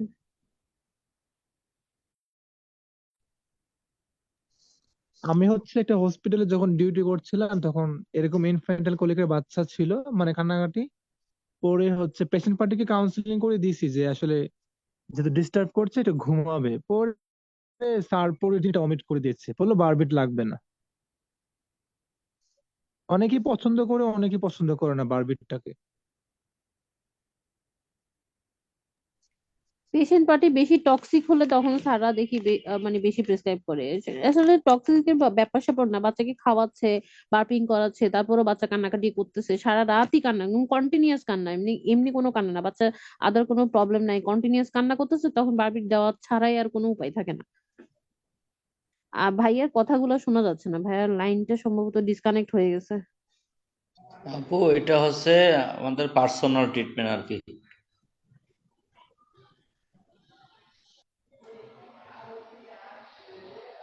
না, যদি দেওয়াটা মানে কোনো ধরনের বাচ্চা আদার প্রবলেম ছাড়া, কনভালশন বা অন্য কোনো ছাড়া যদি দিয়ে বাচ্চাকে ভালো রাখা যায়, রাতের ঘুমটা তো আসলে সবাই তো চায় যে সিজারের পর মাও একটু ঘুম যাবে, বাচ্চাও একটু শান্ত থাকবে, পেশেন্ট পার্টিরাও চায় একটু ইয়ে থাকতে, সেক্ষেত্রে যদি দেওয়া যায় কোন ডোজ থেকে শুরু করা যায়? এটা আমরা মেনটেনেন্স যে ডোজ। বারবিটের যে বিষয়টা আছে, এটা নিয়ে এক্সেসিভ ক্রাইম নিয়ে আমাদের একটা ক্লাস আছে, ওখানে ওটা আলোচনা করব। আর যে এ- বাচ্চার যে কনভালশনটা আছে, কনভালশনের ক্ষেত্রে ওইটার আমরা প্রপার যে ডোজ স্টেটমেন্ট একটা আলোচনা করব। হ্যাঁ আচ্ছা ভাইয়া, আচ্ছা, ফ্লাইট এই আসছে। ক্ষেত্রে কি এই যে ননেহাল, তারপর হচ্ছে আহ একটা হচ্ছে গ্রেপ জুস টাইপের একটা বিদেশের একটা জুস টাইপের পাওয়া যায়, জুস বা একটা বোতলের মেডিসিন পাওয়া যায়, ওগুলোর কি কোনো রোল আছে? গ্রাইপ ওয়াটার আপনি যেটা বলছেন আপু, গ্রেপ। এটা হচ্ছে গ্রাইপ ওয়াটার। রাইপোর্টারটা আসলে খুব একটা বেশি না, এটা মোটামুটি দেখা যায় যে পেশেন্ট পার্টিকে মানে বাচ্চাকে একটু মানে তাদের সাইকোলজিক্যাল একটু কামনেসের জন্য অনেক সময় দেয়া হয়। তাছাড়া ওইটা একটু দেখা যায় যে ওই যে পেটে যদি এক্সট্রা কোনো গ্যাস যদি থাকে সেটা জাস্ট এইটুকুই আর কি, এর থেকে ওরকম বেশি একটা আমি দেখি নাই, ওটার কোনো এফেক্টিভনেস খুব একটা বেশি পাই নাই। ওটা ওটা হচ্ছে সাইকোলজিক্যালি বলা যায়, কারণ 12 বছর আগে তো ইয়া হয় না, মানে বাচ্চাদের তো গ্যাস্ট্রিকের বা অ্যাসিডিটি প্রবলেমটা তো হয় না ইউজুয়ালি।